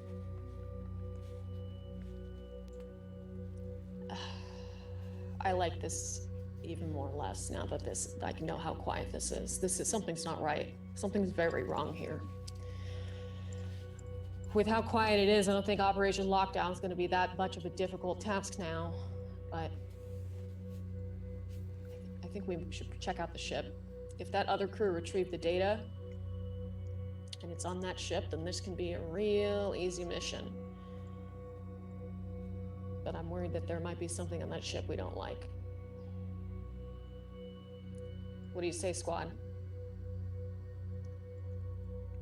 Yeah. Let's do it. Let's check it out. Cool. I turn my flashlight on. And I load my pistol, taking the safety off. I'm kind of the last off the ship. Just I want to make sure that everything's okay, but also because it takes me a minute to get the smart gun, going. Just holding that. Okay. So Grabbing one of the grenades on the way off, too. The one in the front, I'm taking it with me. And my rifle.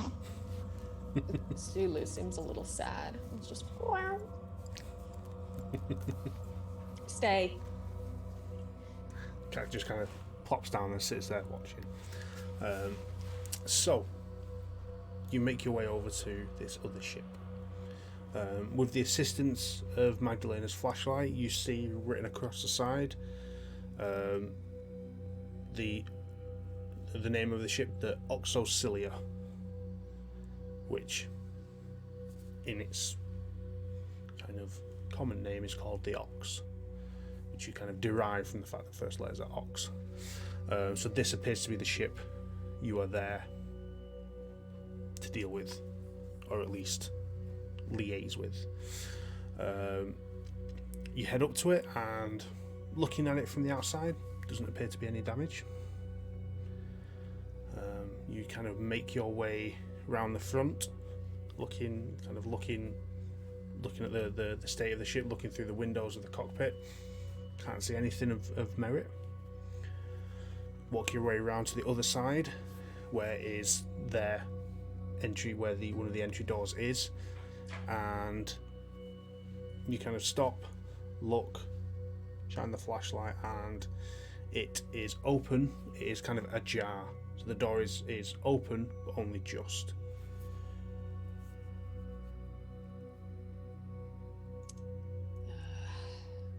If that door was ajar or open, that means that ship wasn't pressurized when this room wasn't. That's not good. That doesn't bode well for anyone being alive on that ship. Why would they leave that open? That's careless. Agreed. Maybe they didn't open it. Is there any way that I could tell if it was like forced open, or if that was just kind of, a manual thing? How close do you want to get? Close enough to tell, but not close enough to be just, reckless. So looking from a small distance away, again, doesn't look like there's any damage on the outside of the door. you don't see any locks engaged, so it looks like it was opened and then closed to, potentially, or pulled close to. It's just looks like it was unlocked, and that's it. It wasn't forced.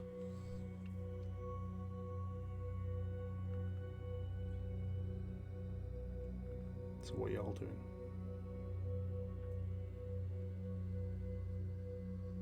Did we go in there? Well, I don't know, actually. That opens up so much room for mistakes, which... No mistakes, right?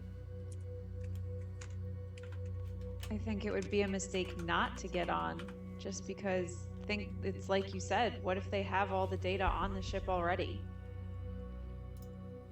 Yeah, but they would have closed the door if that was the case. Was this the same ship that the Mayday call was from?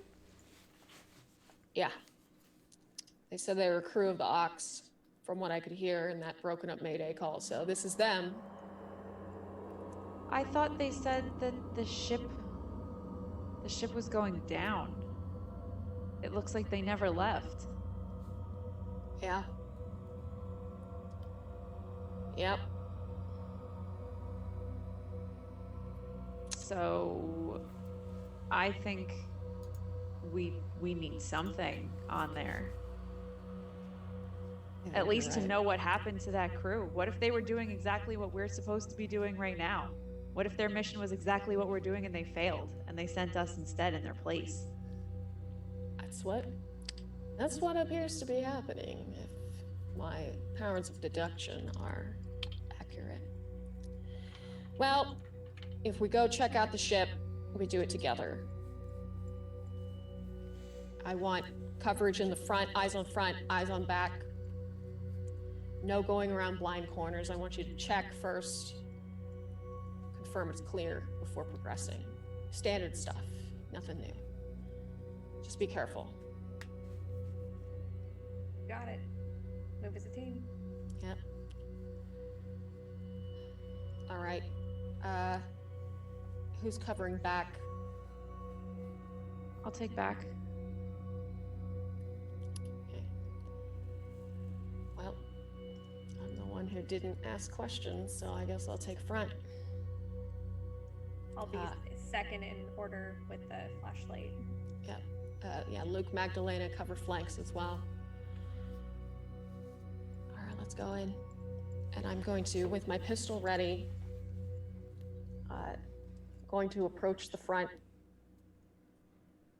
And I'm going to kind of slide the door open further with my pistol in hand.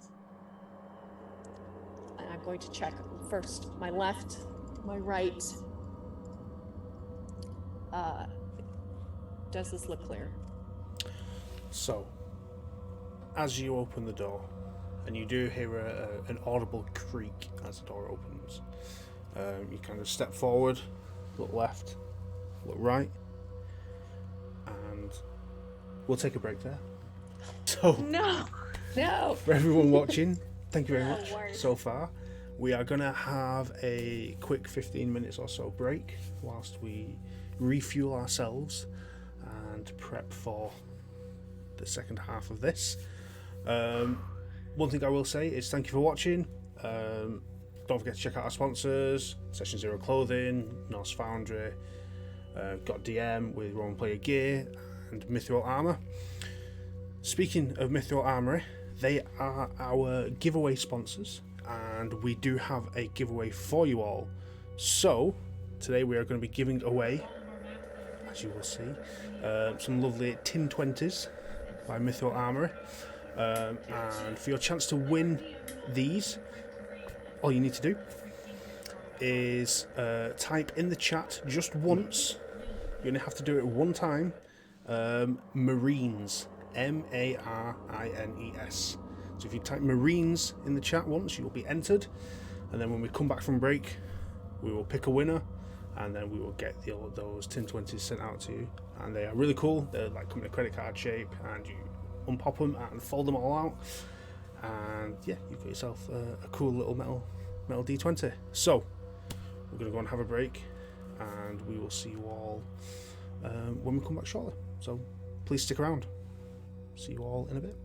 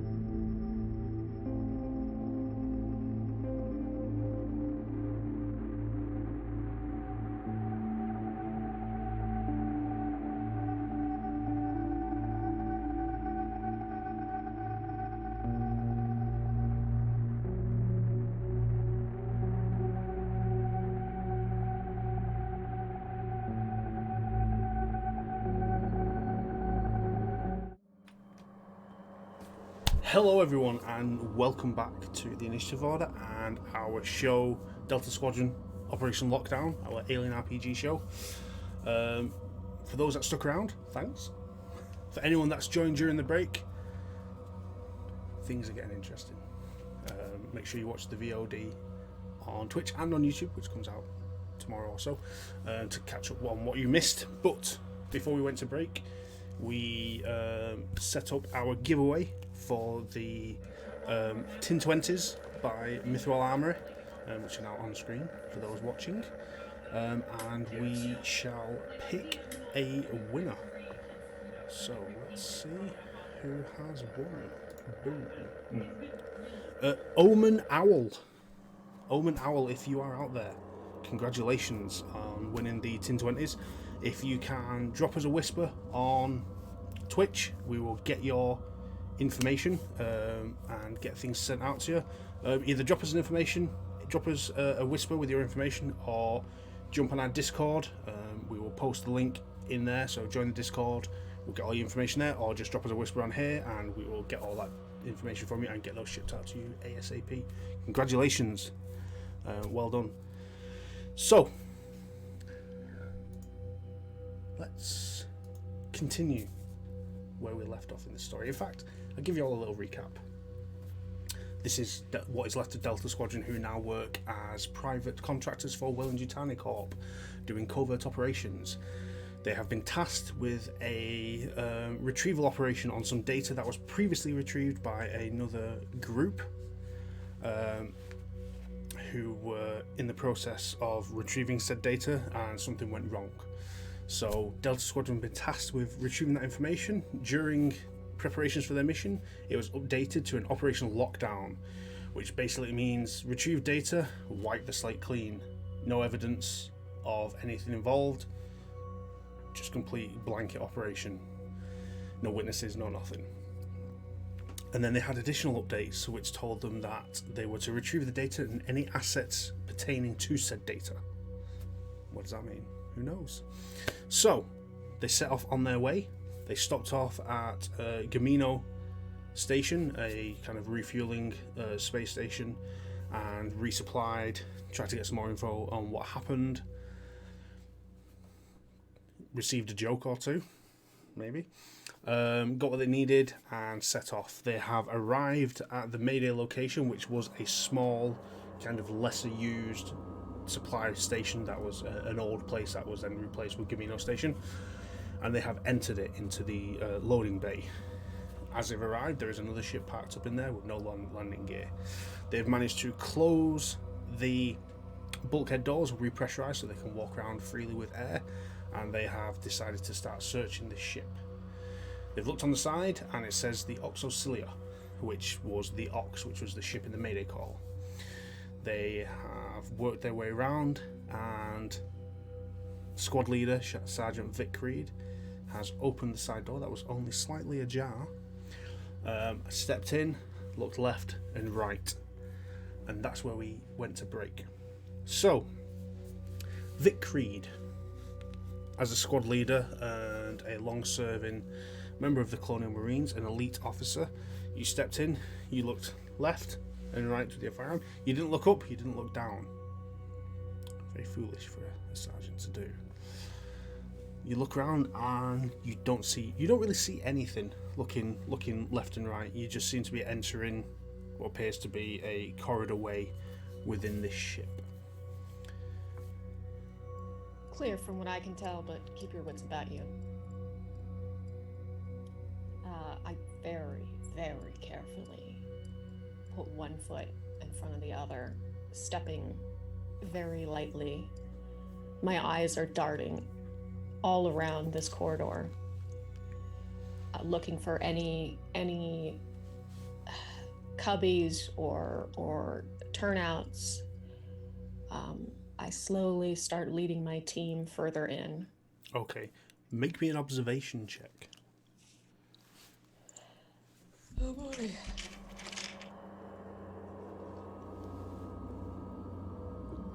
No ones, but I didn't succeed. Okay. So you kind of make your way in. You look left, you look right. You're checking the corridor as you progress in. Don't really see anything of note. Does anyone following Vic Creedon want to check their whereabouts, or are you happy taking your squad leader's lead on this? Yeah. I'm coming up the back, Yes. so if you want, I will take another look as the person in the back. So I'll look up, look down, left, right, anywhere that you check, I'll just double check. Yes, and same here too. Luke is very observational. Okay, Good eye so on him, so anyone who wants to do that, make an observation check.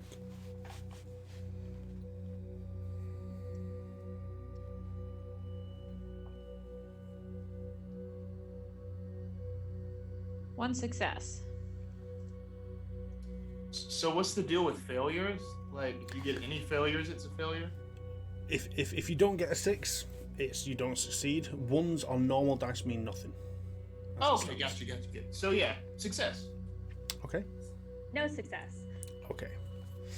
So Lydia and Luke, as you progress in, it's Vic, Magdalena, Luke, Lydia, we'll say for this situation. As you two kind of are taking up the rear, you're looking round, you kind of look down and you both notice at the same time there is what appears to be a dried patch of blood on the floor as you've entered into the corridor. Is it a trail of blood or just like a puddle? As from the look you get, it's just a puddle in that spot. As a medical professional, can I tell how long maybe it's been there? Normally I would say you could, but due to the fact that the whole ship and the docking bay was exposed to the vacuum of space, it is extremely dry, and you can't tell kind of the length it has been there with like the viscosity and how dry it is or not. It's just very very dry. It's more of a stain, if anything. Okay. Hey everyone, keep your eyes open. There's a puddle of blood here. It's old, or it might be old. It's very dry, but it's been exposed, so I don't know if this came from someone or something that then moved, because there's nothing on top of the puddle. This is what I was worried about. This is a dangerous situation. This is not what we signed up for. It was a simple retrieval mission. Okay. All right. Locked and loaded. Ready. Fire. Fire if you see anything coming at us. Copy that. And I'm just scanning the entire place. Like, it takes me a while to swing that big smart gun around, but I'm just everywhere at this point. I'm seeing this. Okay. You continue in? Yeah. I do. And this doesn't go off in any direction. The blood doesn't like splatter, piece by piece. From your as you progress further in, no, it just seems like it was at this one spot. And is there a vent or anything directly above? No, it's just solid bulkhead ceiling. Cool. There. Cool. Gotcha. Okay. So you continue into this ship, not really knowing the layout. You head down a corridor, and you have a straight down or a left turn in front of you. Which way do you go? Your orders, Sergeant. Oh, you're not in the mood for giving orders right now? That's fine. Shit. Both of you, this is not the time to be fighting. I agree. Your orders, Sergeant? I'm thinking Think quicker. we go left. Okay. I bolt at left. They just kind of take off. Not waiting for anyone. Luke, careful. You should be checking. Following orders. We go together. Stay in formation. All right. After you. This is not the time to do anything rash. Okay, on my lead. And I inch closer with my gun, my pistol drawn. And I round the corner. peeking my head out and then returning back. Okay. You round the corner and look, and you see another short corridor, and then like a bulkhead door that's open. All right, we've got an opening. There's another bulkhead door ahead. I don't know what's going to be in there. Lydia, keep an eye on the rear. We don't know what's down the corridor that we were just going down to the end. You all go ahead quietly. I'm going to hang back here for a couple of extra seconds and listen to see if I can hear anything coming from that hallway. Okay. But don't linger too far back. I don't want us getting separated. Okay. All right, let's move. You all, apart from Lydia, head forward to where this door is. You approach the door and stop for a second. Lydia, as you hang back and listen for those couple seconds, silence. You don't hear anything. Okay. It's just as quiet as it has been. You only hear the slow shuffling of the rest of your squad's feet as they kind of move further down the corridor. Okay, I'll go catch up with them. I think we're clear. I didn't hear anything. All right. Proceed as we're not, though. We should be treating every corner and every room as if we're in danger. So I, before we enter the bulkhead. All right. Luke, I'm going to check left and forward. You check right and forward, but fall back as soon as you do. I need two eyes here. This is it could be a bigger opening than others. Got it. And All I right. follow those orders. At the ready. All right, on 3. 1, 2, 3. And you pass through the bulkhead door, and as you step through, you see a large room opens up before you. In the center of the room, you see what appears to be a familiar sight. You see a set of hibernation pods wrapped around a central console. You see the kind of hatches along the front open on each of them, apart from one that's kind of slightly round, obscured from your vision. Well, the crew's not sleeping. What's in that one? There seems to be one that's closed still. Let's go check it out. And I approach very slowly. My pistol, instead of being held up, I'm aiming it at the pod in case any funny business were to occur. And I'm slowly approaching. Do I see anything? Make me an there? observation check.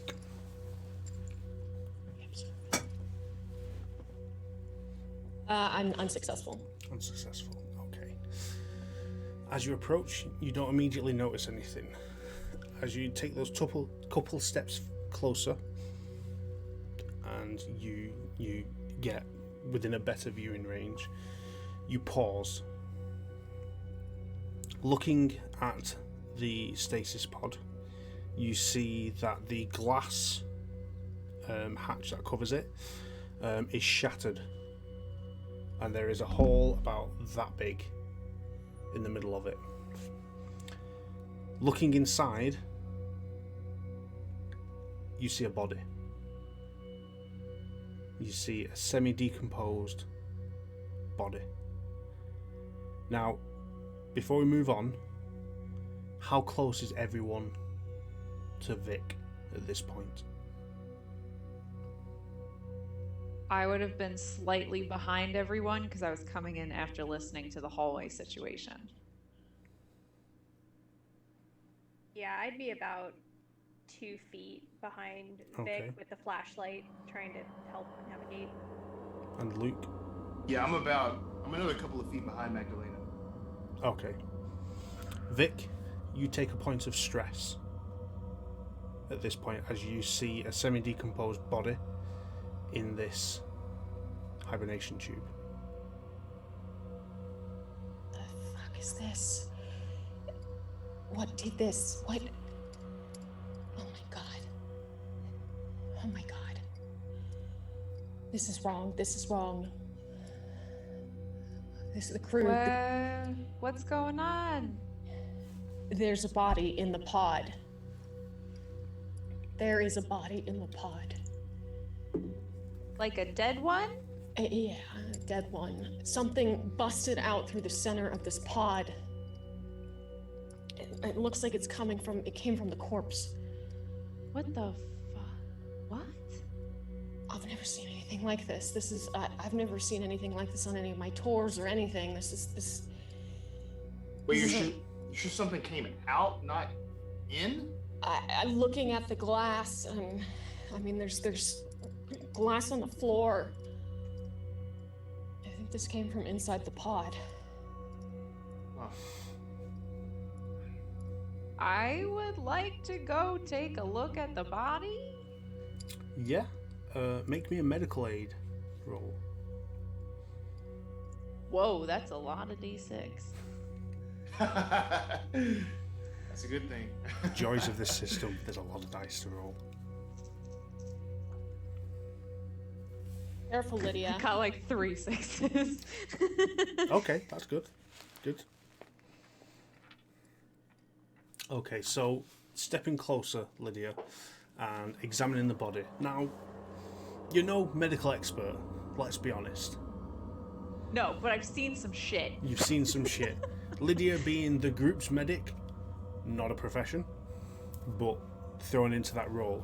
You look at this semi-decomposed body in this stasis tube, and you kind of concur and agree with what Vic has said. Something has come out of this tube, but it has come out of the body within this tube.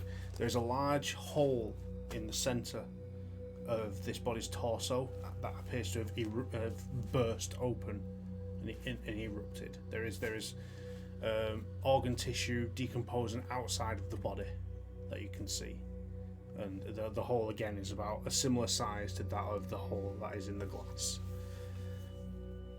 Oh yeah, whatever was in there came out. Then the question is, where did it go? Can I look around and see if I can kind of trace the path of whatever might have come out of this? Yeah, make me a survival roll. Do some tracking.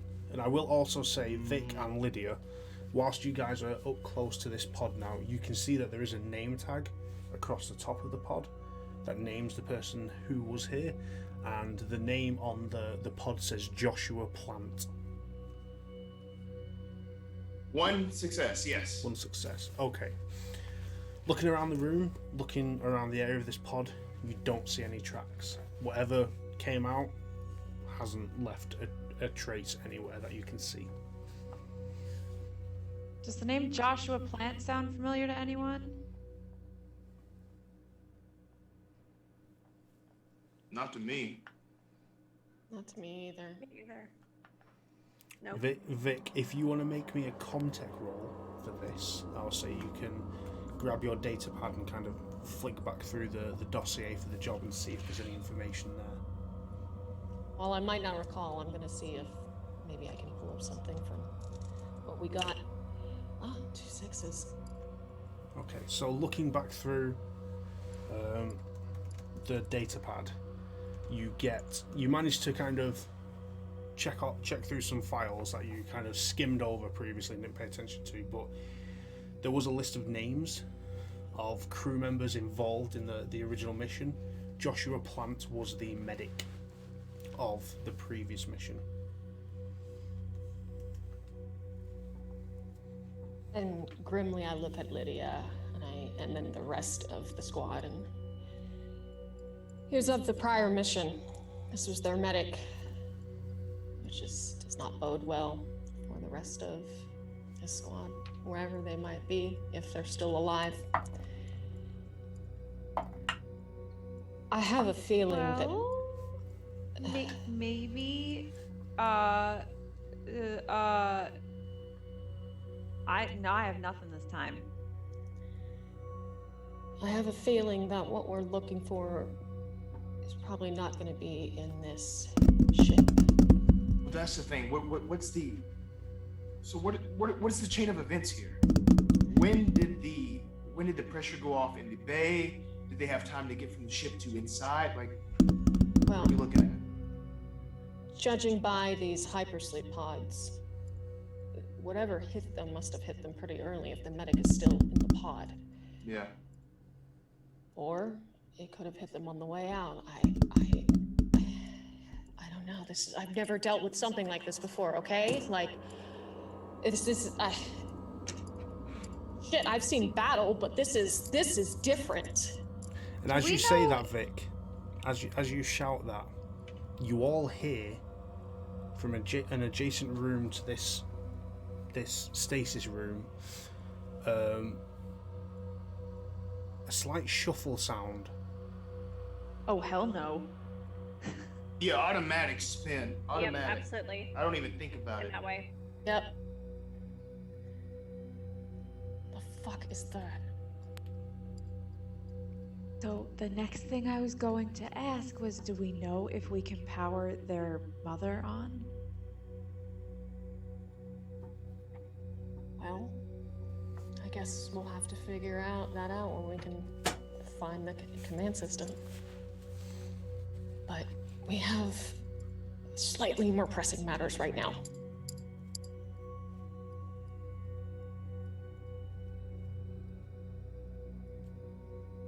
What are you all doing? Is it getting closer? You heard it that once. You've not heard any more movement. We are not alone. That's for goddamn sure.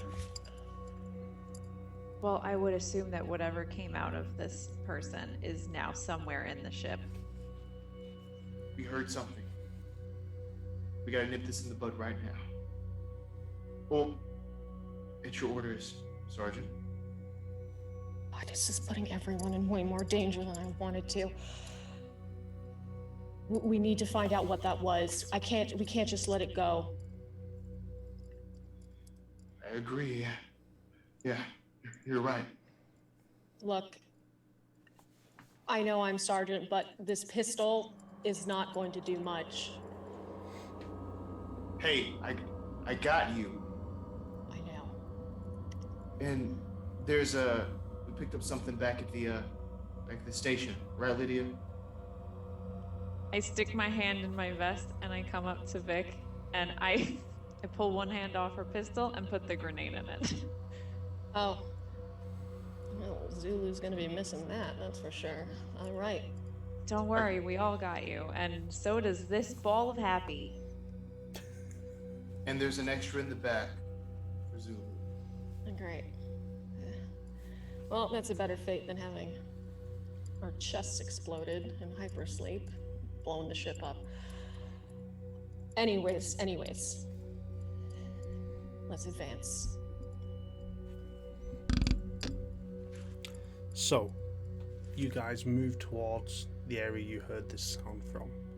Now, you've entered the hyper sleep room from one side, and then this is a corridor that goes off to the left, kind of back the way you had come, but on the other side of that corridor.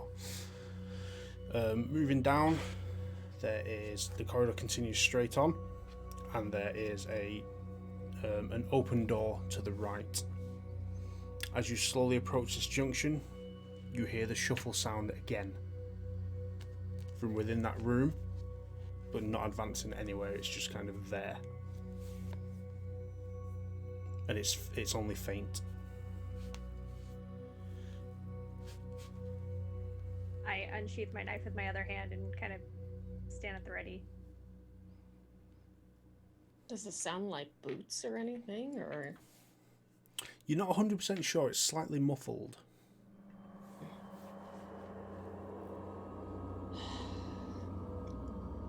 It's clearly, it's whatever it is in this room right here. Magdalena, I'm gonna need your flashlight shining and covering. We have to find where this movement's coming from, and we have to eliminate it if it's a threat. You got it. All right. On the count of 3, here we go.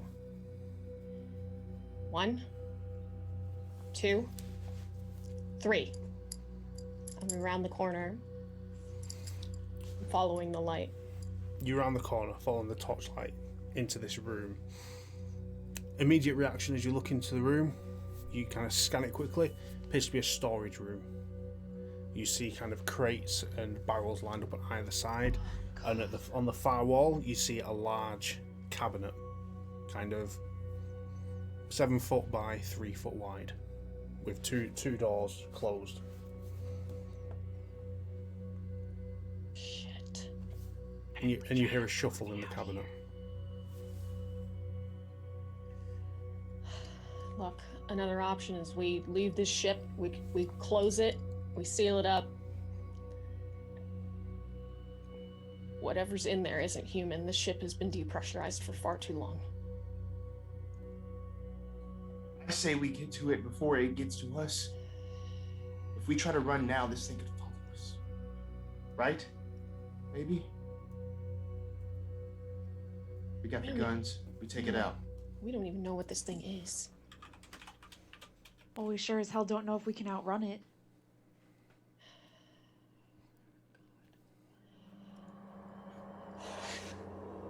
I'm gonna need a stiff drink at that goddamn fuel station when we're done with this. Let's go. Cover your flanks. Lydia, make sure nothing's behind us. Luke, have that goddamn gun ready. I'm always ready. All right. And I, 1 foot over the other, slowly. I step lightly. You can hear my breathing starting to quicken a little bit. I'm trying to keep composure so that my shot isn't off. I put my hand on the handle of the cabinet, trying not to shake too much. There's no going back from this.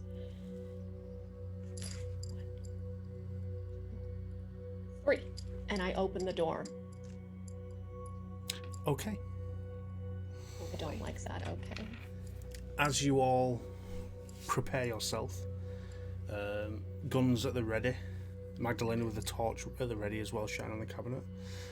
Vic, you throw open the doors, and looking inside, you see a man stood there. It's Ray! Yes, let's go! Let's fucking go! You see a man stood there, unresponsive, not moving, but stood there.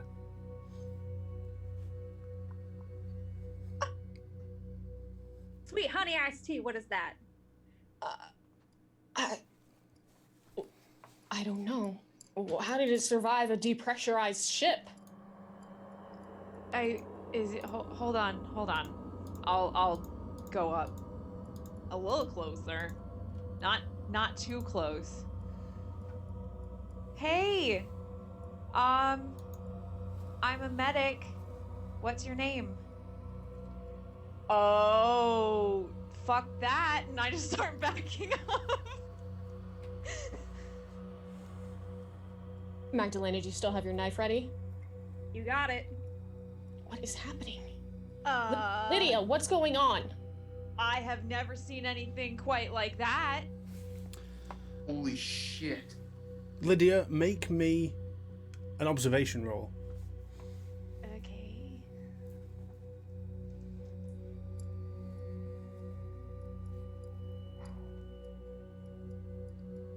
Oh, 2 successes. 2 successes.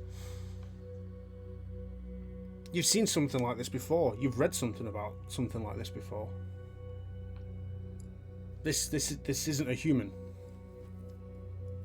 This is an android. You've not seen many of them. You've heard a lot about them. So, this is not a human.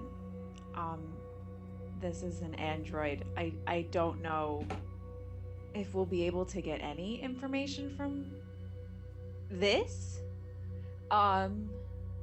From what I've read, do I know if there's a way to communicate with an android?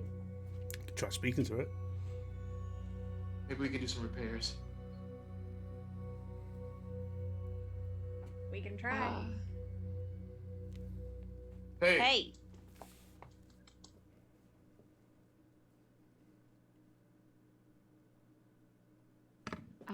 Voice modulator broken. Profile Norman Garrett. Error.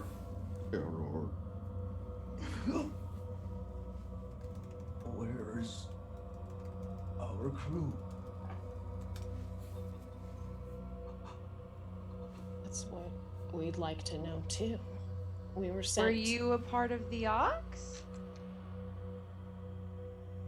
Scanning life signals. I was part of the Ox. Where's Joshua? Where are they?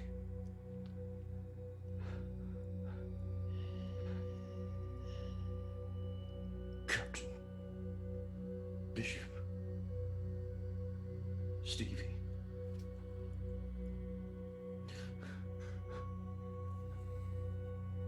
Scanning life signals.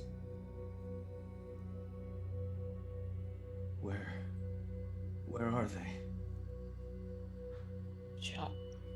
Joshua didn't make it out of his pod. Something came from his chest. Do you know what that was? What came out of his chest? Mother, scanning life signals. Our network connection disabled. There were 5 of us on the ship. 7 life signals. Scanning. 2 life signals. Foreign. First, Stevie, Bishop. Second, Joshua, medic.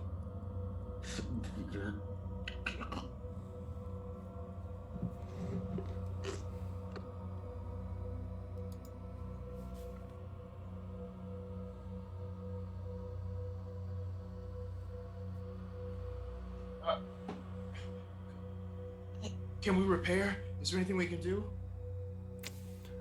Magdalena, make a Comtech. Okay. All right. We'll see how that goes. 3 successes. 3 successes. Very nice. You managed to kind of approach this individual, and you can see that there are a couple wires sticking out of its neck. And you kind of doing your usual kind of technique. I'll just jam them back in and hope for the best. So you kind of shove the cables back into his neck, and you hear something click. Appears to have worked. So the individual in the cabinet, your systems are now coming back online. The error messages are leaving, but you are still not connected to the mainframe you've been trying to attach to. Mother.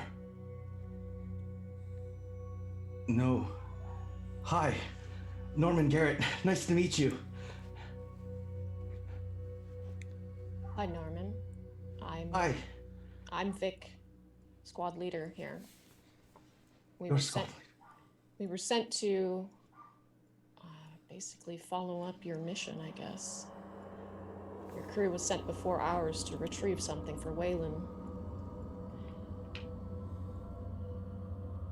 But it appears you've encountered some trouble. We found 2 life signals that came with us. The facehugger is Joshua Plant. I'm sorry, the what? What? And I turn to Lydia. Accessing file for Joshua. I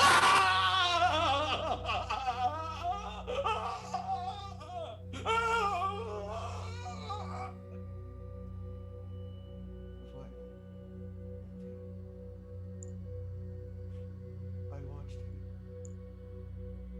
Came out of him. Are you saying he brought the life form with him? There was one sample we brought on board. This sample, like, was this what you were sent to retrieve, or? Is this the asset? Scanning last database. Error not found.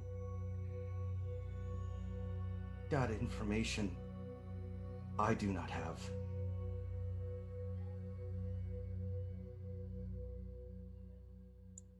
Shit. I knew Wayland was gonna pull some crap on us like this. This is Wayland. kind of beyond any of the shit they've pulled before. Normally it's a... I mean, God, for fuck's sake, we had to disable a radio tower before. This is something I've never seen in my life. Scanning. Captain Bishop looking Spider pilot. Access data. Last known retrieval. I handed the data to Spider before it came out of Joshua. Data. Who's Spider? Spider was our captain. Spider was our pilot, the best friends of the captain. Captain Bishop file, enter. Captain Bishop is dead too. What about this Spider? Last known Spider. She is... I think she is alive. Alive? I cannot Wow. see her data signal. I don't have connection to Mother. Do you? Lydia, we might need to get Mother back online if we can. Magdalena, do you know how to initiate the connection with that? I can sure try. Depends on what the connection issue is, but we'll troubleshoot it. And where the fuck it is, because I don't really know if we should go exploring the rest of this ship. Norman, can you tell us where the main console to Mother is? Accessing known information. Database. You're gonna have to need a connection to a cockpit. If I can get you to a cockpit, I don't have the capability to turn it on. But my systems can access the mainframe. And I can guide you to where I thought, scanning, the last signal of Spider is located. Yes. Get us to the cockpit, and we'll try to take care of it from there. I may ask a question. Yes. Do you have a weapon that I may use?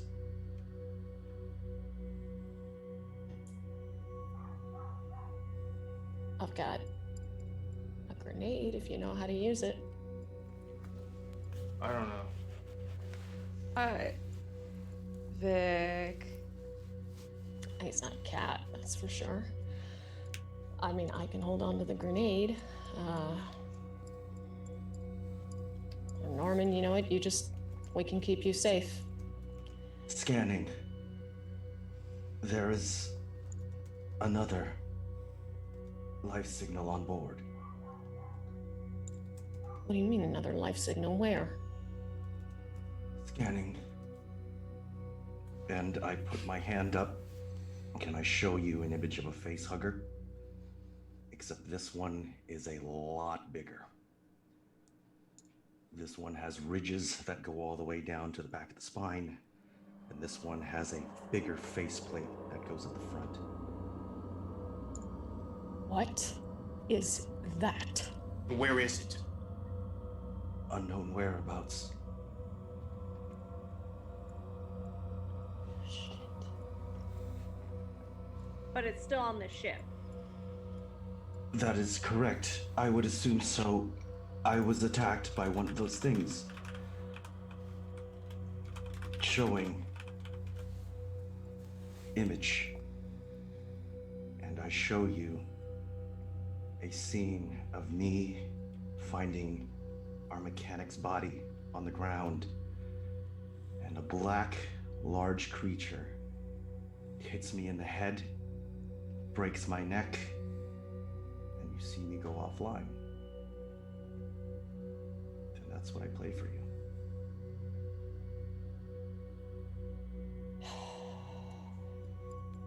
Getting to the cockpit's not going to be easy, but we have to do it. We have to do it if we want answers. Otherwise, we're going into the rest of this mission blind.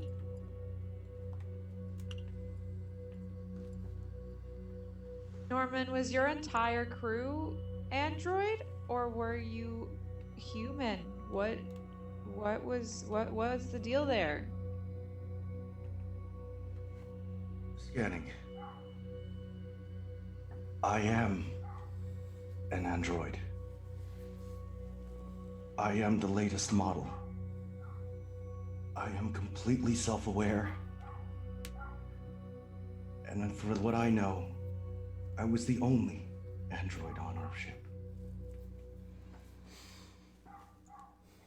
That would explain why you are alive after the depressurization, then.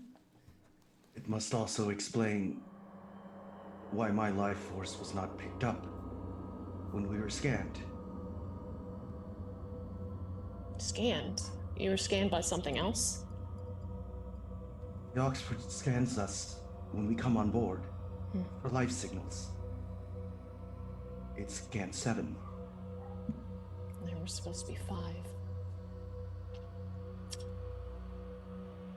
That means there might be a second one of these things.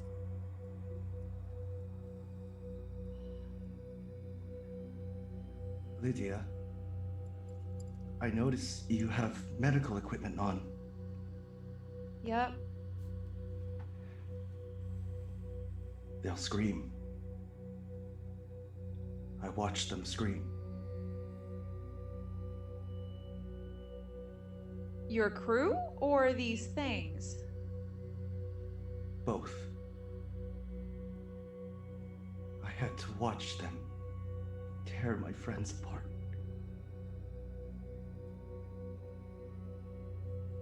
Spider and Samson are the only two that I saw run.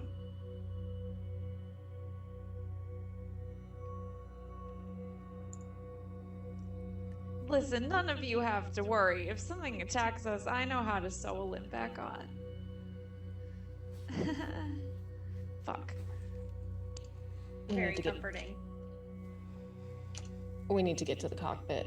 The longer we spend here, the more possibility that whatever this thing is tracking us, potentially hunting us. We need to get ahead of this as quickly as possible. Get information, and we just lost Rodriguez. Damn it. Damn it. Accessing file. I put my hand up and I show you the boardroom of Wayland Yutani. I show you that they discuss you are all expendable. I show you that they discuss I am expendable. We are expendable.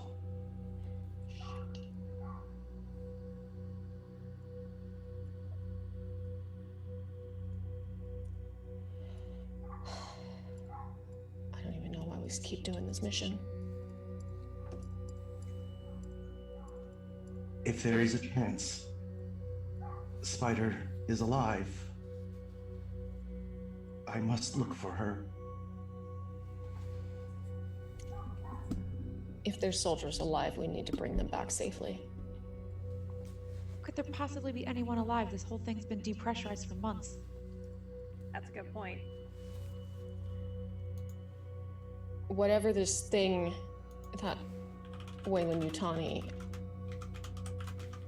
has as their asset, what if this thing gets out? What if this thing gets released? Vic, that door's been open this whole time. I know, but there's the rest of the station that we're in. Granted, yeah, the station's quiet. It's like too quiet, but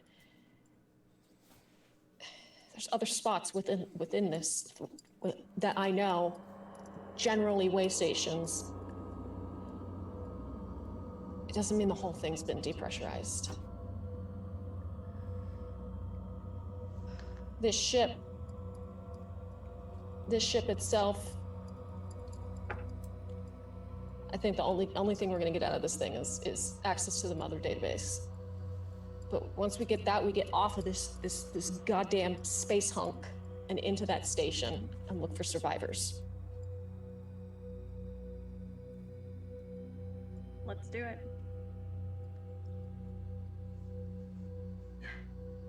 And I look at the spaceship or the ship that we're on, the Ox, and I look at both. Magdalena, is that your name? Yes, it is. Scanning repair files.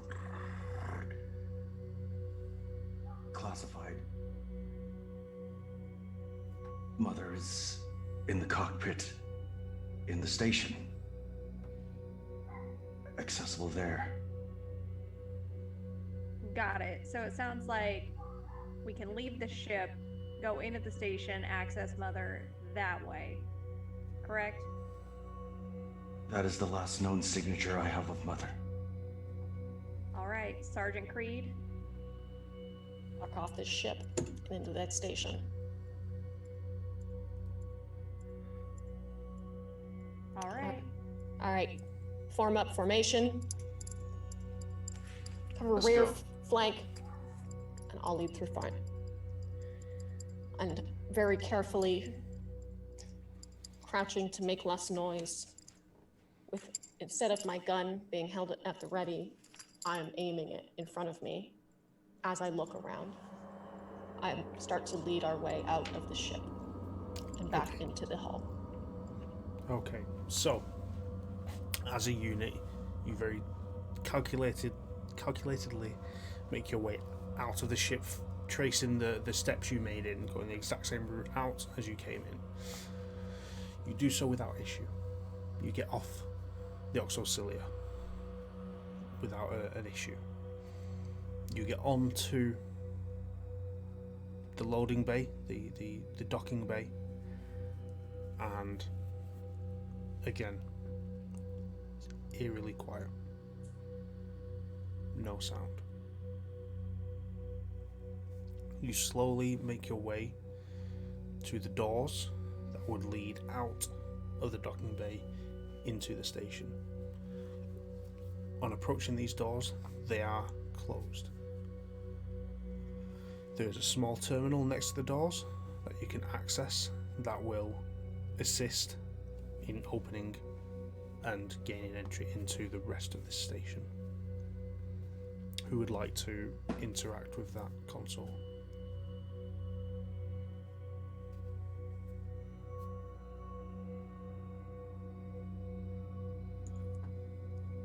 I'm not very good at it, but I can see what I can do. Well, Norman, is there a trick to access? I walk up, take out the thin wire I have within my palm, and try to connect to the console. Okay, roll me a contact. Here we go.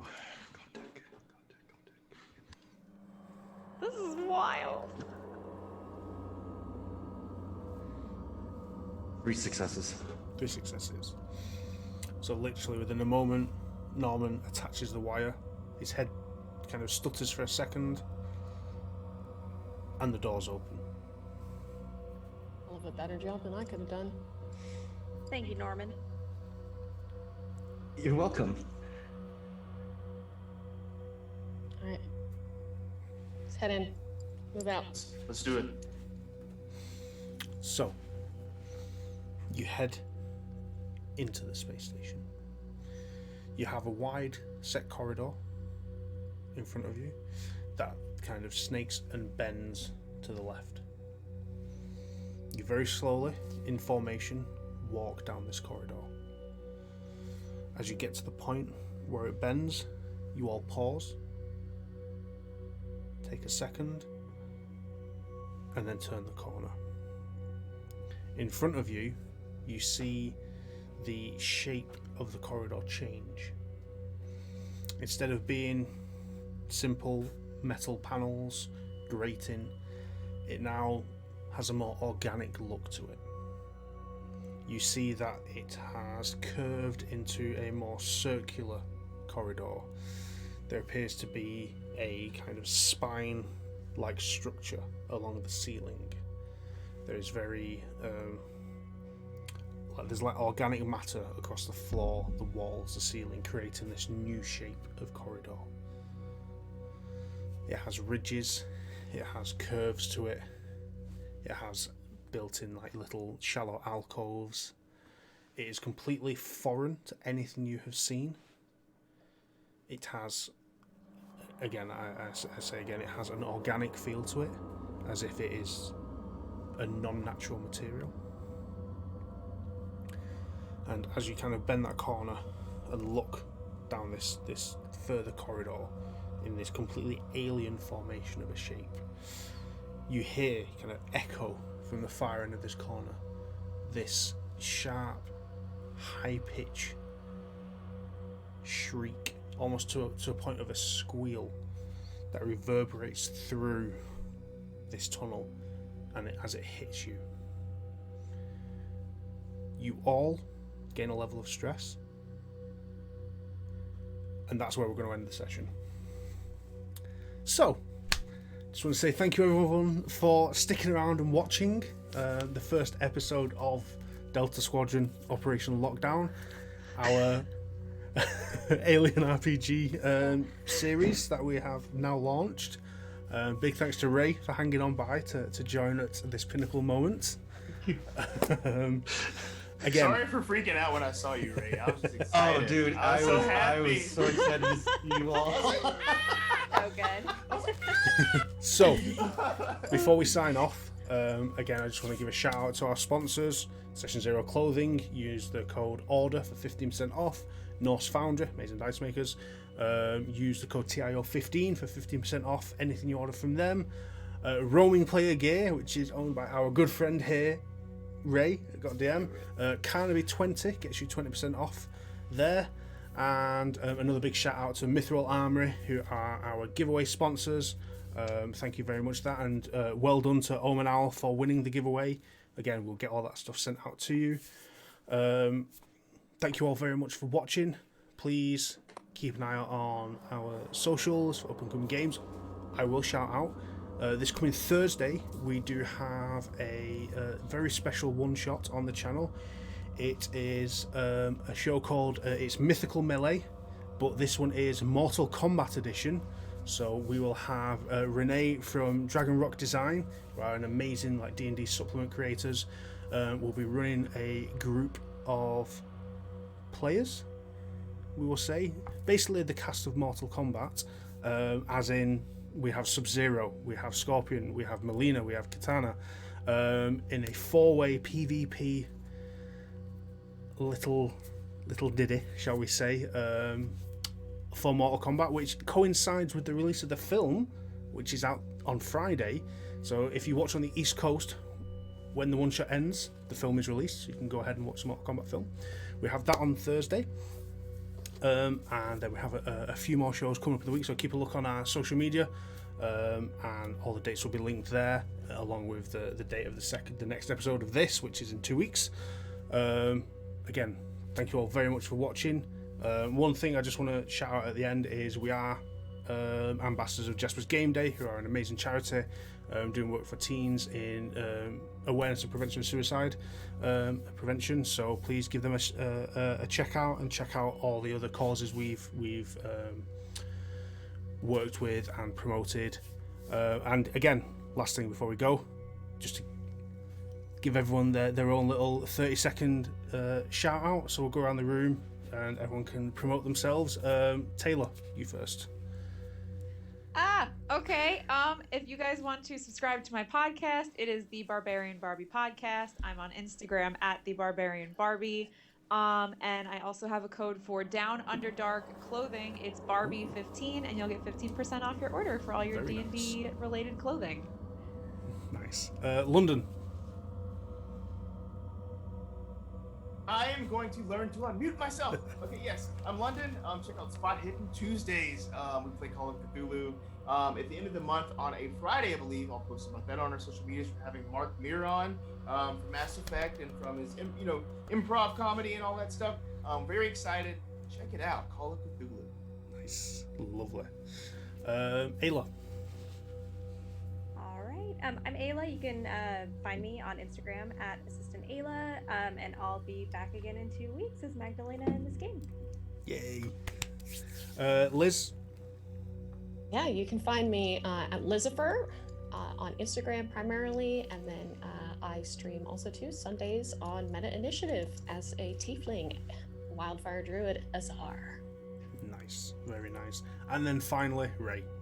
Go on. Yeah, hey everybody, Got DM. You can find me on Instagram. I do a lot of streaming with TIO. The only thing I'm working on right now is I'm going to be doing an unrevealing or an unboxing of a special model set for this week. So crossing my fingers it gets there, but you may want to see this on our live. Just throw it out there. Yes. And you're also an amazing terrain maker. We can't obviously deny that. Oh, that's what I do. Oh, yeah, I forgot. I just wanted to thank everybody, though. Also, just wanted to throw just a quick 2 seconds for that. Huge advocate for suicide prevention. Please, please, please, if you have anything you can give to such a worthy cause, please do so. As one that has been touched by it, has been affected by it closely, please. We're going to be donating our own money from our community to this great initiative, please. So I just wanted to mention that. Thank you. Yes, very much so. So yes, thank you very much everyone for watching. Thanks for sticking around, and hopefully we'll see you in the next episode where we find out what's going on, what's happening here. So yeah, thank you all for watching, and we'll see you all later.